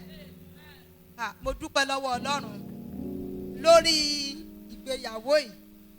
Mo yan Ọlọ́run lógo àtìgbà tí wọ́n ti sọ láti last year. Àwa náà fi sínú àdúrà. Mo sì dúpẹ́ lọ́wọ́ Ọlọ́run pé Ọlọ́run gba gbogbo ògo. Ọlọ́run gba láti ìbẹ̀rẹ̀ títí dé ìdánudúró. Ọlọ́run gba gbogbo ògo. Bí Sátánì ti fẹ́ jí tó halẹ̀ tó, Ọlọ́run pa á lẹ́nu mọ́, ó gba agbára lọ́wọ́ ẹ̀. Ògo ni fọ́lọ́run lókè ọ̀run. A sì dúpẹ́ lọ́wọ́ bàbá wa náà lórúkọ Jésù ẹ ó pẹ́ fún wa. Iṣẹ́ ìránṣẹ́ kò ní díbàjẹ́, ẹ̀yin náà ní díbàjẹ́, ìdílé yín ò ní díbàjẹ́. Lórúkọ Jésù ẹ ó mọ̀ ga sí ni, lágbára Jésù ẹ ó mọ̀ ròkè sí ni, ẹ ó fọ̀ níbi gíga. Ògo ni fọ́lọ́run lókè ọ̀run. Gbogbo ìjọ rescue lórúkọ Jésù àwọn ire tí wọ́n ti sún fún yín lórúkọ Jésù yóò mọ̀ yín. Ẹnikẹ́ni nínú yín lórúkọ Jésù ẹ ò ní sọmọ nù, ẹ ò ní sọkọnù, ẹ̀yin náà ò ní sọnù. Ewu ìgbà kẹ́yìn kò kú níwò ẹnikẹ́ni nínú wa. Ògo ni fọ́lọ́run lókè ọ̀run. Èmi náà dúpẹ́ lọ́wọ́ Ọlọ́run nítorí pé bí Sátánì ti fẹ́jú tó halẹ̀ tó, Ọlọ́run ṣe kíni ó bà gbogbo ìmọ̀ rẹ̀ jẹ́. Ṣùgbọ́n ju gbogbo rẹ̀ lọ gẹ́gẹ́ bí àbúrò mi ti sọ, ilé ológo bàbá yẹn ti dé tán o. Ó ti dé tán o. Gbogbo nǹkan tó ló máa ṣẹlẹ̀ òun ló ń ṣẹlẹ̀. Wọ́n ń gbé nípa, wọ́n ń jí ní gbé, wọ́n ń pànìyàn. Gbogbo tó ló máa ṣẹlẹ̀ ni. Ilé ọba ti ń dìde sí ilé ọba. Kí ló tún kù? Ká máa múra ni. Lórúkọ Jésù a ò ní pàdánù ilé ológo. Somebody shout hallelujah. Father, Lord God of heaven and earth, the God of all flesh, the God of Abraham, the God of Isaac, the God of Israel, the God of the saints of old, and the God of the church, the God of this ministry. We hallow your holy name. Take all the praise and all the glory in Jesus' name. These are the newest couple, O Lord. I pray the road will be rough. Somebody say amen. For every roughness, the God triumphant, the God of Zion, will give you victory in Jesus' name. You will pass through tests and trials in your marriage. For every test and every trial, the Lord God Almighty will make a way of escape and victory for you in Jesus' name. They will see your glory and your blessings.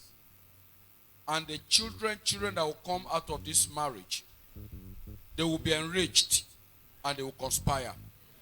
Yet, because the confederacy is not of God Almighty, as they gather, they will scatter in Jesus' name. And as many that gather against your glory and destiny and your marriage, they will begin to eat their own flesh and they will drink their blood like sweet wine in Jesus' name.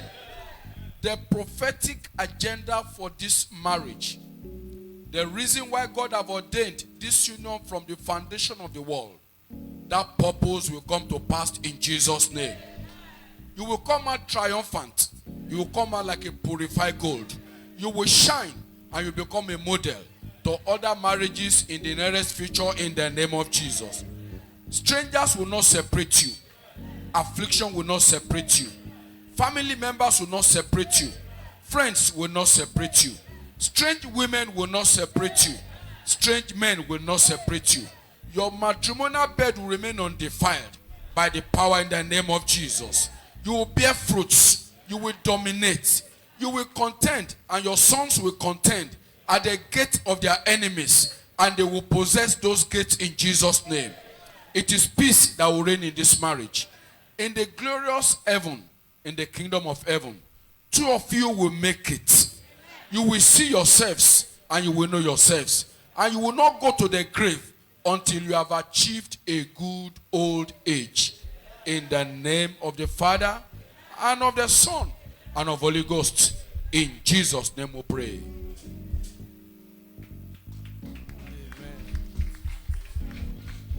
Ẹ kú oríire. Praise the Lord. Hallelujah. Praise the living Jesus. Hallelujah. Please, let's listen to the following announcement. Ẹ jọ̀wọ́ ẹ jẹ́ ká tẹ́tí gbọ́ àwọn ìfilọ̀ wọ̀nyí. Our anchor for the month changeth not. Àkórí tí à ń gbéyẹ̀wò fún oṣù yìí kò tí ì yí padà. Freedom from wrong and destructive appetites. Òmìnira kúrò lọ́wọ́ ohun tí kò dára ṣùgbọ́n tó ń wu ní jẹ tó lè yọrí sí ìparun. Part 1, Genesis 3 from verse 7 to 9. Genesis orí kẹta ẹsẹ̀ keje sí ẹsẹ̀ kẹsàn-án láti lè rí kà. Likewise, our midweek service continues on every Wednesday, Bákan náà ìpàdé àárín ọ̀sẹ̀ wa ó ń tẹ̀síwájú ní gbogbo ọjọ́rú. which is tagged Bondage Breaker, Eléyìí tí a pè ní ìpàdé ìfọ́ àjàgà. by 7 a.m. to 9:30 a.m. Ní aago méje sí aago mẹ́sàn-án àbọ̀ òwúrọ̀. The light of God is to clean the house of God for this week. Ẹgbẹ́ Light of God ni wọ́n máa tún àyíká ilé Ọlọ́run ṣe ní òpin ọ̀sẹ̀ yìí. Once again, the light of God is to clean the house of God for this week. Ẹgbẹ́ Light of God ni wọ́n máa tún àyíká ilé Ọlọ́run ṣe ní òpin ọ̀sẹ̀ yìí. Likewise, we shouldn't forget that we can still pay our first fruit. Ẹ má ṣe jẹ́ ká gbàgbé pé sísan àkọ́so èso wa kò tí ì dẹ́kun a sì lè san. We can give it to our Father in the Lord. A máa san fún bàbá wa nínú Olúwa. Hallelujah. Hallelujah. 20th Freedom Festival and our 30th, our daddy 30th anniversary in the ministry. Àjọ̀dún òmìnira ti 20 ọdún àti pípè sí ibi iṣẹ́ ìránṣẹ́ Ọlọ́run 30 ọdún bàbá wa. We come up on last Sunday in March, Yóò wáyé ní ọjọ́ ìsinmi tó gbẹ̀yìn ní oṣù kẹta. which is March 28, Eléyìí tí 2001. ṣe ọjọ́ ìkejìdínlọ́gbọ̀n oṣù kẹta. Please, let's prepare towards this great occasion. Ẹ jọ̀wọ́ ẹ jẹ́ ká gbáradì fún àjọyọ̀ yìí. And let us know that all those groups, all those that have received a letter from the church and a questionnaire should please submit today to the office of the VP admin. Gbogbo àwọn tí wọ́n ti tẹ́wọ́ gba lẹ́tà láti ọwọ́ ìjọ àti ìwé ìbéèrè ẹ jọ̀ọ́ ẹ jẹ́ ká fi ránṣẹ́ padà sí VP admin. Bi-weekly ministers meeting comes up on this Tuesday. Ìpàdé àwọn ìránṣẹ́ Ọlọ́run tó máa ń wáyé ní ọ̀sẹ̀ méjì yóò wáyé ní ọjọ́ ìṣẹ́gun yìí. By 9 a.m. in the morning. Ní dédé aago 9 òwúrọ̀. Those group of people who held meeting with Pastor Kuforiji last week should wait and see him after service today. Àwọn ẹgbẹ́ tí wọ́n kóra jọpọ̀ láti ṣe ìpàdé pẹ̀lú Pastor Kuforiji ní ọ̀sẹ̀ tó kọjá ní kété lẹ́yìn ìsìn lónìí ẹ tún jẹ́ kí wọ́n ṣe ìpàdé. Board of Elders and Diaconate meeting scheduled for today is postponed till next week Sunday. Ìpàdé àṣepọ̀ láàrin àwọn alàgbà àti díákónì tí a fi sí òní tẹ́lẹ̀ a ti sún sí ọjọ́ ìsinmi tó ń bọ̀. Hallelujah. Hallelujah. Receive an invitation letter A gba ìwé ìpè from the family of Obajano Dada, láti ìdílé Ọbájánà Dàda. inviting the Church of God to the final burial ceremony of their mother and the remembrance of their father. wọ́n ń pè wá síbi ìsìnkú jáde màmá wọn àti ìrántí bàbá wọn. which should come up on 3rd April 2001 eléyìí tí yóò wáyé ní 2021. ọjọ́ kẹta oṣù At- kẹrin at First Baptist Church, Ireti Akoko, Ondo State, ní ibi tí a dárúkọ yìí ní ìrètí àkókò by 10 a.m. ní dédé aago 10 òwúrọ̀. In addition to this, ní àfikún pẹ̀lú eléyìí someone have paid part of our tea fare to and fro. ẹnìkan ti san lára owó mọ́tò wa àlọ àtàbọ̀ ó ti san lára rẹ̀. So if you are interested in going, it will cost you 4,000 naira to and fro. tó bá yẹ pé o fẹ́ àbí o nífẹ̀ẹ́ sí láti lọ sí ibi ìsìnkú náà 4,000 naira péré ló máa ná ọ lọ àti bọ̀. 4,000 naira to and fro. 4,000 ẹgbẹ̀rún mẹ́rin ni ó ná ọ lọ àlọ àtàbọ̀. The Lord have done it again. ọlọ́run tún ti ṣe é lẹ́ẹ̀kan sí i. The son of our mommy, Elder Mrs. Adetimehin, gave birth to a bouncing baby girl on Thursday. ọmọ màmá wa adétìmẹ́yìn ó bí ọmọbìnrin làǹtìlanti ní ọjọ́ Thursday. So the naming ceremony is this coming Thursday. ìsọmọlórúkọ yóò wáyé ní ọjọ́ Thursday ní ìlú Àbújá. So if you want to go, the venue is Abuja.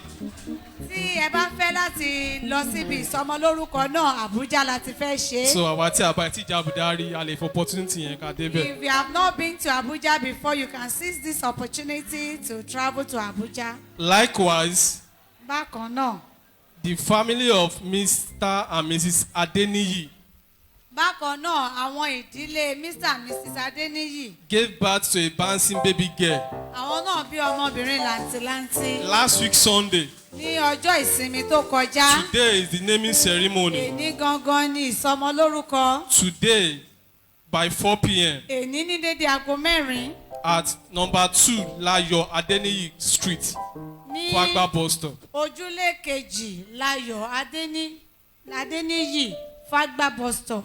The family of Mr. and Mrs. Adeniyi, their baby Àwọn náà christening ni is today Mr. and Mrs. Adeniyi ìsọmọlórúkọ wọn yóò wáyé lónìí by 4 p.m. ní dédé aago 4. May the Lord bless you as you attend in Jesus' name. Ọlọ́run yóò súre fún yín bí ẹ ti ń wá lórúkọ Jésù. And in addition, Ní àfikún, all our house support leaders gbogbo àwọn aṣojú olójúlédójúlé wa should submit their report unfairly today after service. kí wọ́n rí i dájú pé wọ́n fi ìwé ìkọsílẹ̀ wọn kí wọ́n fi ṣọwọ́ sí ìjọ lónìí. May the Lord bless us in Jesus' name. Amen. It is well. If today is the first time of worshiping with us, Tó bá yẹ pé òní ló ń bá wa darapọ̀ fún ìgbà àkọ́kọ́ fún ìjọsìn. can you kindly stand up as you celebrate Him? Ẹ jọ̀wọ́ ẹ dìde dúró kí a lè ṣe àjọyọ̀ One yín. more time. One more time. One more time. One more time. God allow us to come together. One more time. One more time. One more time. God allow us to come together. One more time. Hallelujah. Hallelujah. May you be blessed in Jesus' name. Ó ti dára fún wa lórúkọ Please kindly Jésù. follow the directive of the ushers. Ẹ jọ̀wọ́ ẹ tẹ̀lé ìtọ́ni àwọn aṣọ́nà. Go in peace. Àlàáfíà.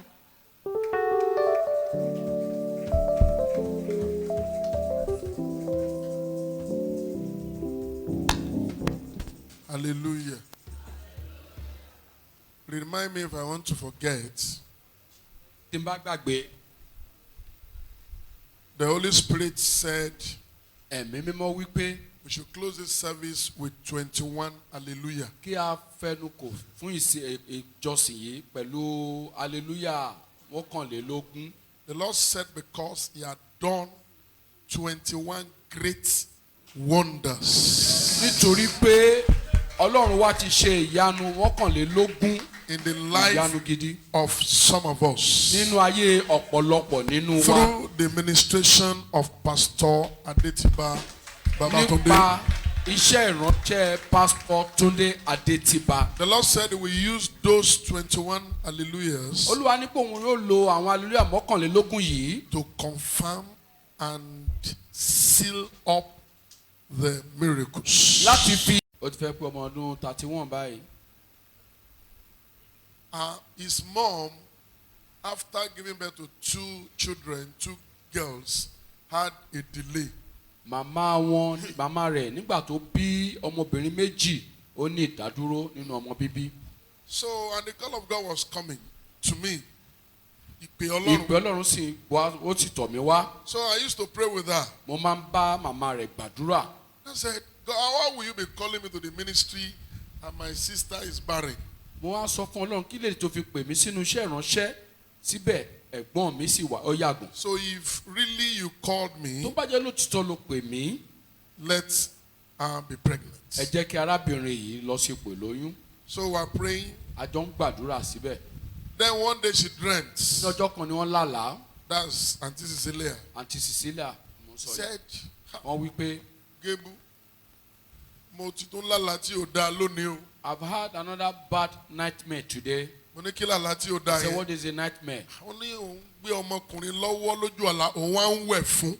She saw herself carrying a bouncing baby boy and having beating the little child. Pé wọ́n dẹ̀ ní ẹni bá ń wojú Olúwa fọ́mọ kò yẹ kó tó máa lálàárí ọmọ lójú àlá. And there's that tradition that says that once you are expecting a child from God, you should not be having dreams of beating or carrying a baby in the dream. Mo wá sọ fún wọn mo ní. I told her. No.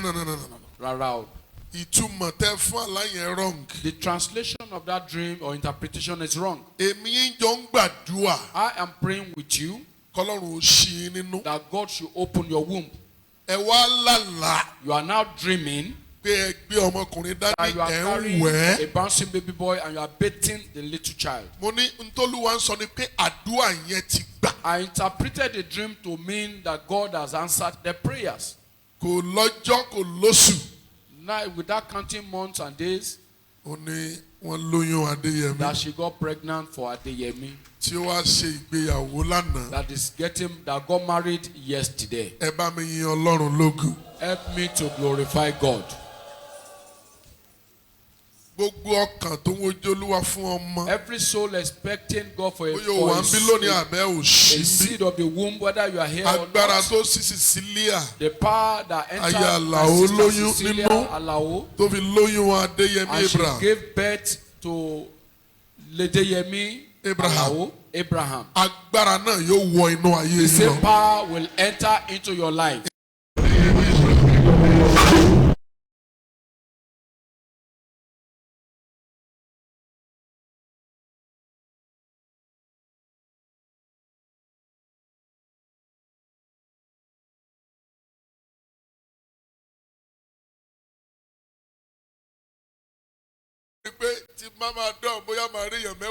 I thought when I get to the event place, I will see only 12 persons behind me. Well over 100. I was looking over more than 100 people that came. That followed me to Abeokuta. To go and take a wife. With all these herdsmen.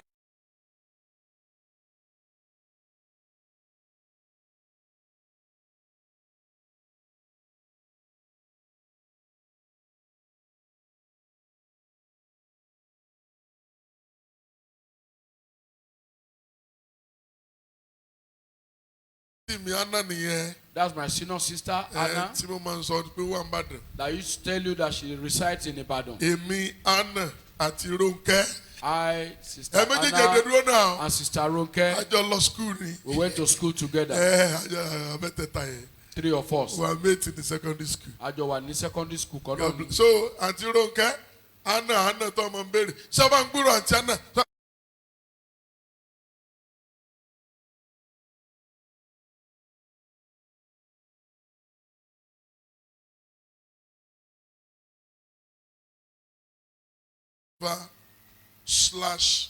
/30th in the ministry celebration is drawing very close. Àjọ̀dún ogún ọdún ti ìdásílẹ̀ ìjọ yìí àti ọgbọ̀n ọdún ti iṣẹ́ ìránṣẹ́ ti pèsè inú iṣẹ́ ìránṣẹ́ ti bàbá wa. Drawing close. Ó ti súnmọ́ tètè. Already I'm seeing donations and promises. àwọn ènìyàn ti ń ṣe ìlérí, àwọn mìíràn sì ti ń mú tiwọn ṣẹ. I told you a fortnight ago ọ̀sẹ̀ méjì sẹ́yìn mo sọ that fún wa somebody is donating 5 cows. ẹnìkan fẹ́ fún wa ní màálù 5. I've told the person I'm not taking 5 mo cows. sọ fẹ́ náà pé mo ò gba 5 lọ́wọ́ ẹ̀, I need 10. 10 ni mo fẹ́. So he has not get back to me. kò tí ì padà wá bá mi. So I can reject that 5 and look for another way to get my 10 cows. mo lè kọ 5 yẹn sí lọ́wọ́ kí n wá ọ̀nà mìíràn láti rí màálù 10 Yes, so níbòmíràn. because I know God will do it. àmọ́ Olúwa yóò ṣe. I've gotten 17 bags of rice. a ti rí àpò ìrẹsì 17. Yes. One family is giving me 10 bags. ìdílé kan fẹ́ fún mi ní àpò ìrẹsì 10. One family is giving me 5 bags. ìdílé kan fẹ́ fún mi ní 5. Then 2 families, 1. ìdílé méjì wọ́n làwọn yóò fún wa lẹ́yọ kọ̀ọ̀kan. So if you want to buy rice before, I don't need rice again. jọ̀ọ́ nítorí Ọlọ́run má tún gbé ìrẹsì wá mọ́. So what I need now, ohun tí a nílò nísinsìnyí additional cows, òun ni màálù sí drinks, àti ọtí mímu and cash. àti owó. On the cash, lórí ti ọ̀rọ̀ owó 2 people have donated. ẹni méjì ti fún wa ní owó. One person gave me 10,000. ẹnìkan fún mi ní 10,000 naira cash. Another person brought 30,000 cash. ẹlòmíràn mú 30,000 wá. The person who brought 30,000 ẹni cash tó mú 30,000 wá yìí said the day she first stepped this church, ó ní ọjọ́ àkọ́kọ́ tó ń tẹsẹ̀ sí orí òkè yìí. she came in as a beggar. ó lóun wá sí orí òkè gẹ́gẹ́ bí atọrọ ni alágbèéni. He said nobody invited him to add to this church. ó ní kò sẹ́nikẹ́ni tó pè òun wá sínú iṣẹ́ ìránṣẹ́ sí She ìjọ was yìí. passing and she saw rescue camp. ó lóun rìn lọ òun sì tí wọ́n kọ rescue sí iwájú ta. And he said, òun bá sọ ní ọkàn rẹ̀ pé I need rescue. mo nílò ìjánigbà. That's why she came in. bọ́n ṣe wọnú ilé wá. Said that particular day, ó ní ní ọjọ́ náà she had vegetable and melon to cook. àwọn ní ẹ̀fọ́ ọbẹ̀ ẹ̀gúsí tá à ń fẹ́ sè. Pẹ̀lú ẹ̀fọ́, vegetable and melon, ẹgbàá, wọ́n máa ẹ̀fọ́, ń sè pọ̀ ibẹ̀ lọ́dọ̀. dẹ̀.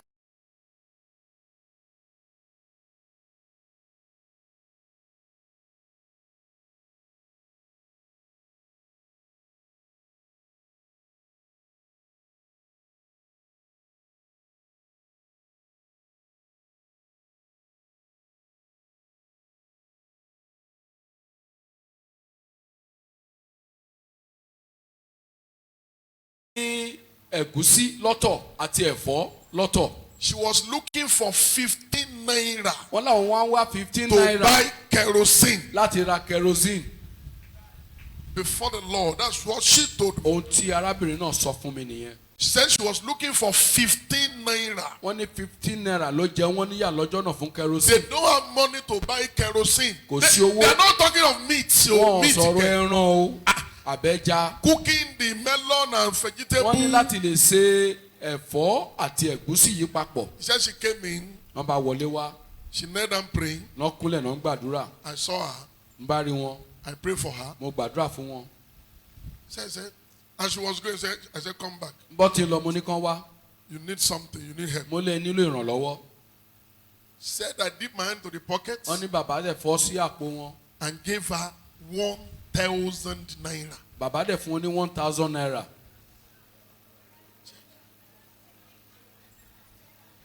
She said she almost collapsed. wọ́n là ń fẹ́ wó lulẹ̀. I'm looking for 15 naira wọ́n ní 15 naira ní to omi buy tí àwọn kerosene. láti ra kerosene. And this man gave me 1,000 naira. ọkùnrin tí mo mọ̀ rí sí fún mi 1,000 naira. I said, don't go. mo ní kán má lọ. By next week, ní ọ̀sẹ̀ tó ń bọ̀ you will have testimony. ẹ ó ní ẹ̀rí. She said she left. náà bá lọ. She says she had an elder brother wọ́n láwọn ní ẹ̀gbọ́n ọkùnrin kan who is well to do, but not in talking terms. tó jẹ́ olówó ṣùgbọ́n àwọn ọ̀rẹ́ For almost 2 years, fún bí ọdún méjì they didn't talk. wọn ò bára sọ̀rọ̀ hàn kíra. Then 3-4 days after she stepped to this camp, wọ́n ní lẹ́yìn ọjọ́ mẹ́rin táwọn ti wá sí orí òkè yìí. the brother called her. ẹ̀gbọ́n wọn ọkùnrin yìí bá pè wọ́n. She was not the one that called the brother. wọ́n láwọn kọ́ làwọn pe arákùnrin náà. Then the brother said, arákùnrin náà bá wí pé. send me your bank account. mo send bank account rẹ sí mi. He said, brother, ọ̀nà bọ̀dá. I don't have a bank account. mo ní bank account yìí. But I can collect my neighbor's bank account. mo lè gba ti aládùúgbò mi kí n fún yín. So she sent the neighbor's bank wọ́n account. bá rántí aládùúgbò sí ẹ̀gbọ́n Under wọn. 1 hour, láàrin wọn ìṣẹ́jú kan. alert 50,000 naira. wọ́n bá rí 50,000 ní àkáǹtì wọn. Yeah. Someone who is looking for how much? ẹni tó ń wá 15 naira. 15 naira. nobody rescue. So she said, this is batch 1. wọ́n ní abá kìíní nìyí. I don't want to spend it. mo ò fẹ́ ná owó yìí. So that's why she brought it on Wednesday. wọ́n bá wá ní ọjọ́rú. So she brought it. She said she's coming again. wọ́n láwọn tún padà bọ̀. Ọlọ́run ti ṣe ẹlòmíì lóore tó ju yẹn lọ láàrin yín o. God has favoured some people more than this in our midst. Mo ti rí I have seen ní Thursday, on Thursday, a family is donating for me 50 packs of bottled water. ìdílé kan fẹ́ fún wa ní 50 omi packs. 50 bags. Omi ló ń gò. Omi Kì í ṣe ló ń ìrọ̀lẹ́ gò ìtàn 50. mo ní sàn o. Àǹtí ìrọ̀lẹ́ ìtàn máa mu ní ìlú wa. Ẹ gbọ́ mi nú odò kan.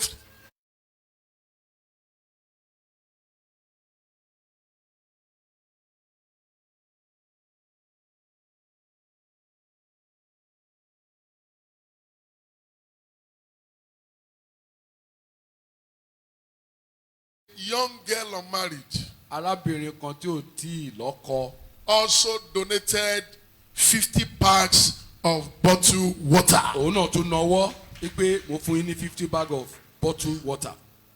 Ó di bottled water bags mélòó? 100. 100.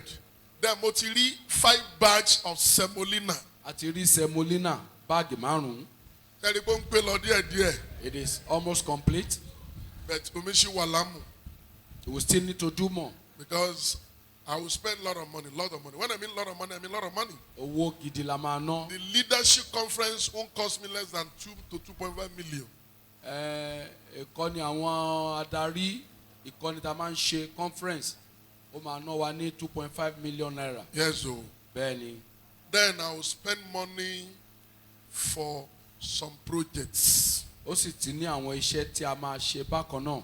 Last year that I cannot do it, ọdún tó kọjá tí a ò lè one ṣe. person among you here ẹnìkan láàrin wa in this church nínú ìjọ yìí gave me 2.5 million. ó fún wa ní 2.5 million.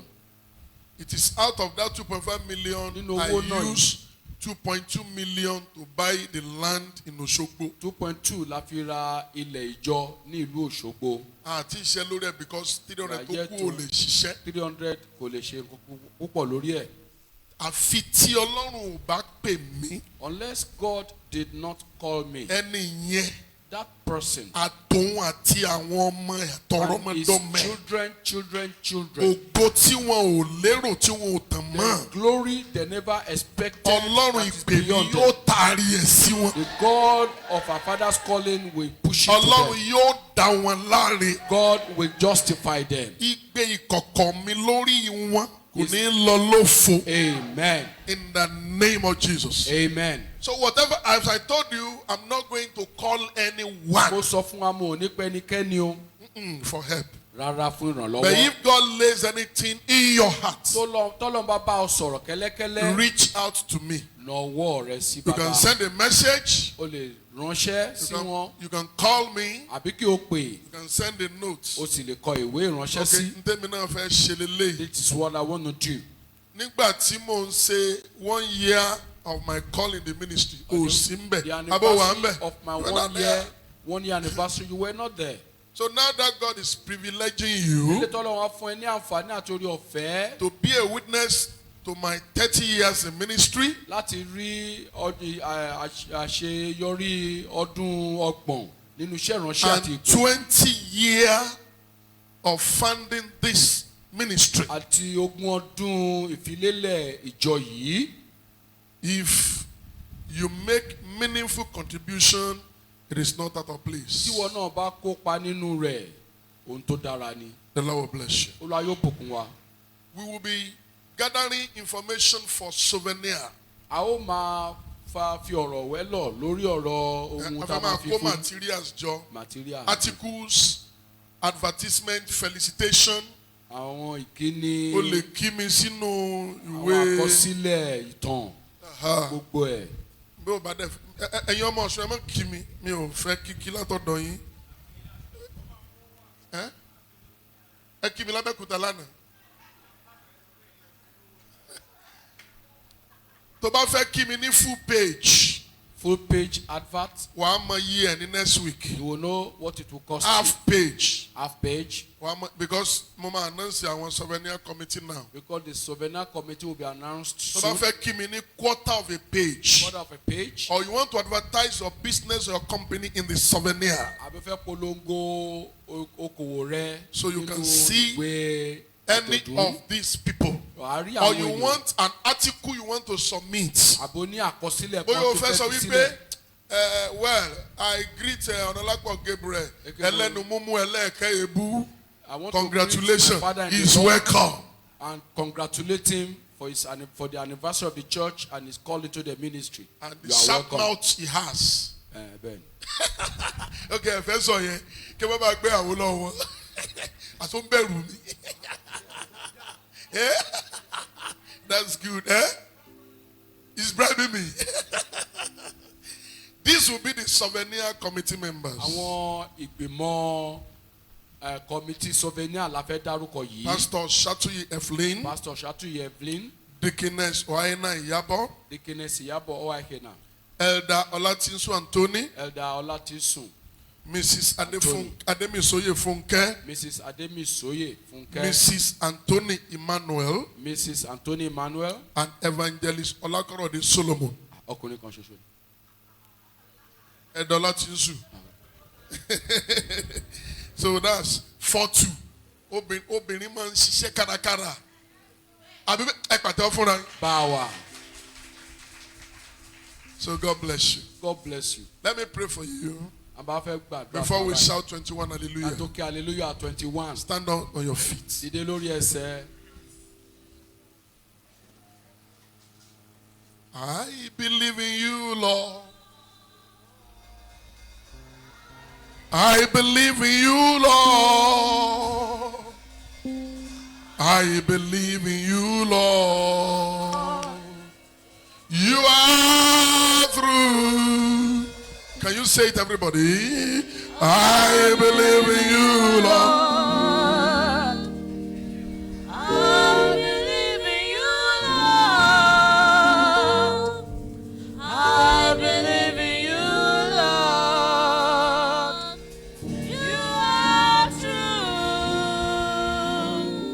You are the just one. You are the righteous one. I believe in you, Lord. You are through. Everybody say, I believe in you, Lord. I believe in you, Lord. I believe in you, Lord. You are true. All powers, all honor, all majesty belongs to God. All powers, all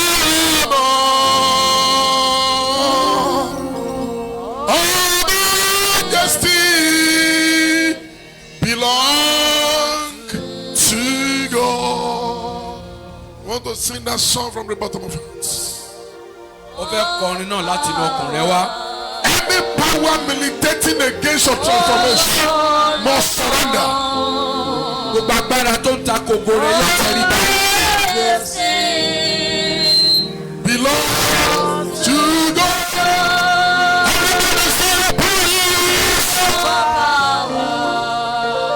I lay my correle kendele masi.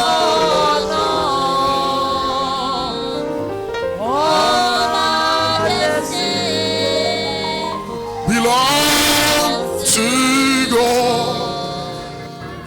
Unto the Lord be the glory.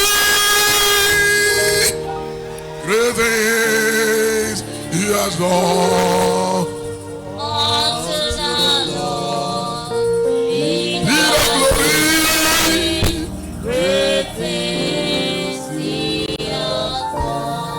Be thinking of His past goodness in your life and the present visitation you are expecting. Máa wojú Olúwa kó sì máa ro àwọn ìrètí.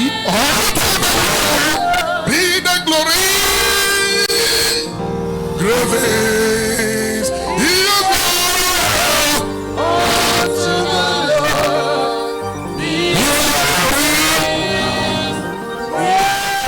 Great things He has done. Great things He has done. Greater things He will do.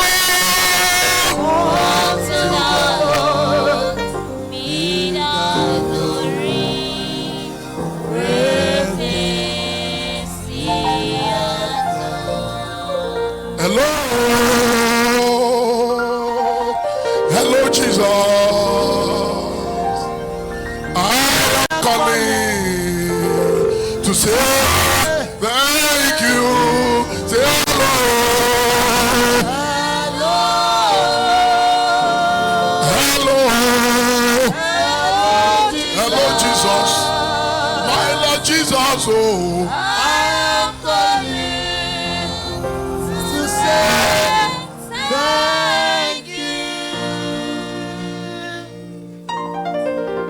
He's Lord. He's Lord. Amen. He has risen from the dead. He's Lord. Every knee shall bow. Every tongue confess that Jesus Christ is Lord. Say He's Lord. Hallelujah.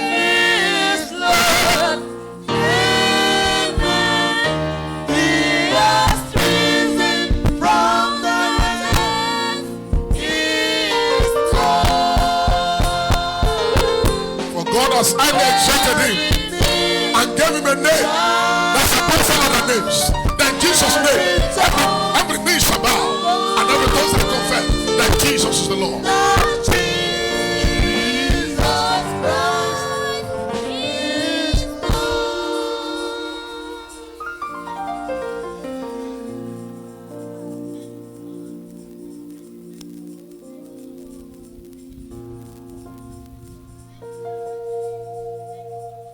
Mo gbàgbé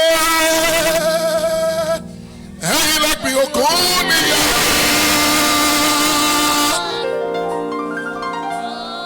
Mo gbàgbé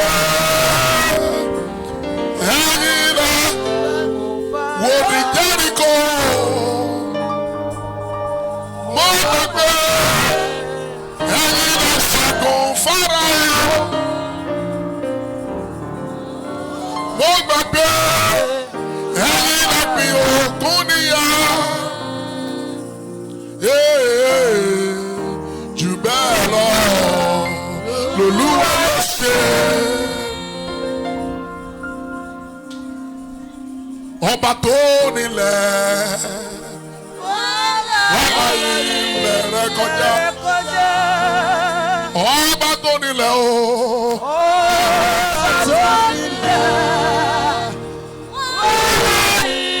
Ilẹ̀ rẹ kọjá. Olúwa. Ilẹ̀ rẹ kọjá. Káyé mi kò níyànjú. impossible become possible. Highly mercy. Roll me to God through the land. That's my problem.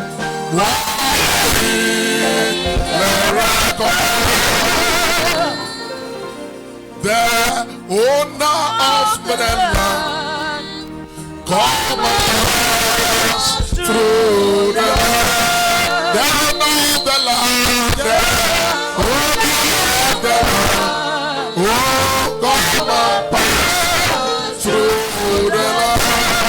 I say, pass through the land, that my land makes me be.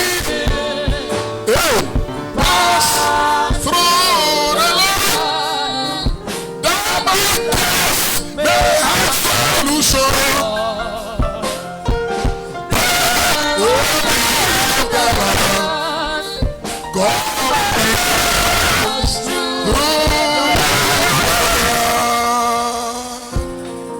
Place your hand on your head, everybody. Your word lé orí rẹ. Highly makuri lekinda limasi. Lord, it's over 30 years that you commissioned me into this ministry.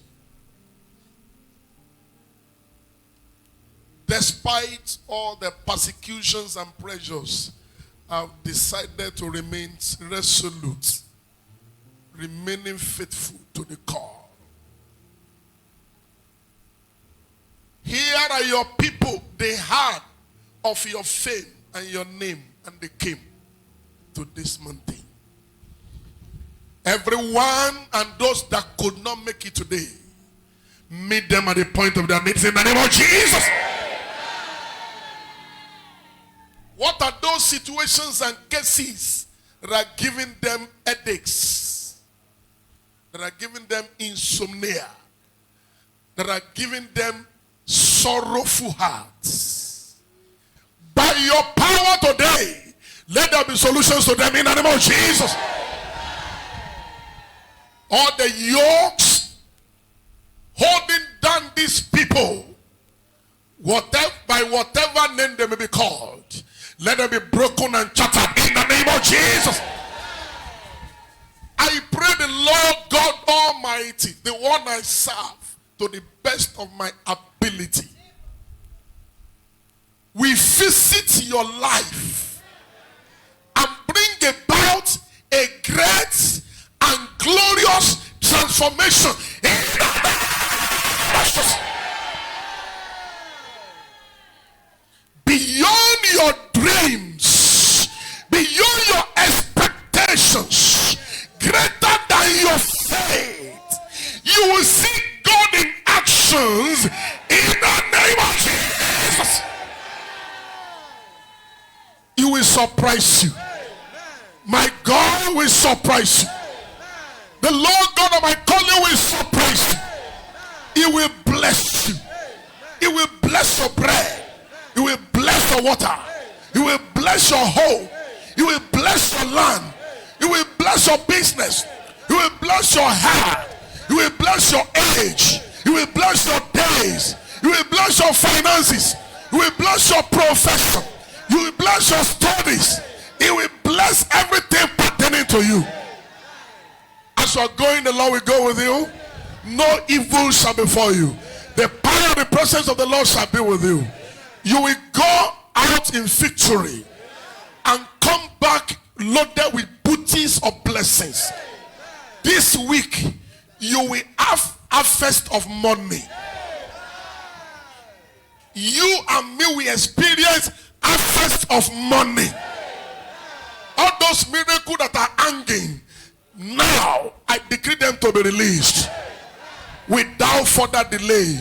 Thank you, everlasting Father. Your servant, Pastor Adetumba, that you used for us this morning, Lord, bless him. Bless his wife. Bless his ministry. Meet them at the point of their needs. Thank you, eternal Father. For in Jesus' most powerful name, we have prayed. I am the greatest. I am the healthiest. I'm the wealthiest, I'm the largest, and I'm the happiest. You are the greatest, you are the healthiest, you are the wealthiest, you are the largest, and you are the happiest. We are the greatest. I can hear your voice. We are the healthiest, we are the wealthiest, we are the largest, and we are the happiest. Ó fẹ́ kí hallelujah mọ́kànlélógún. 21 mighty hallelujah. 21 hallelujah. Shout it with all your might. Ké lóhùn rárá. Because God has done something in your life. Torí pé Olúwa ti ṣe iṣẹ́ ìyanu kan nínú And ayé you rẹ. begin to experience the manifestation going forward from now. Láti sísìn lọ, ó sì bẹ̀rẹ̀ sí ní rí ìrírí rẹ̀. 1, 2, 3, go! Hallelujah. Hallelujah. Hallelujah. Hallelujah.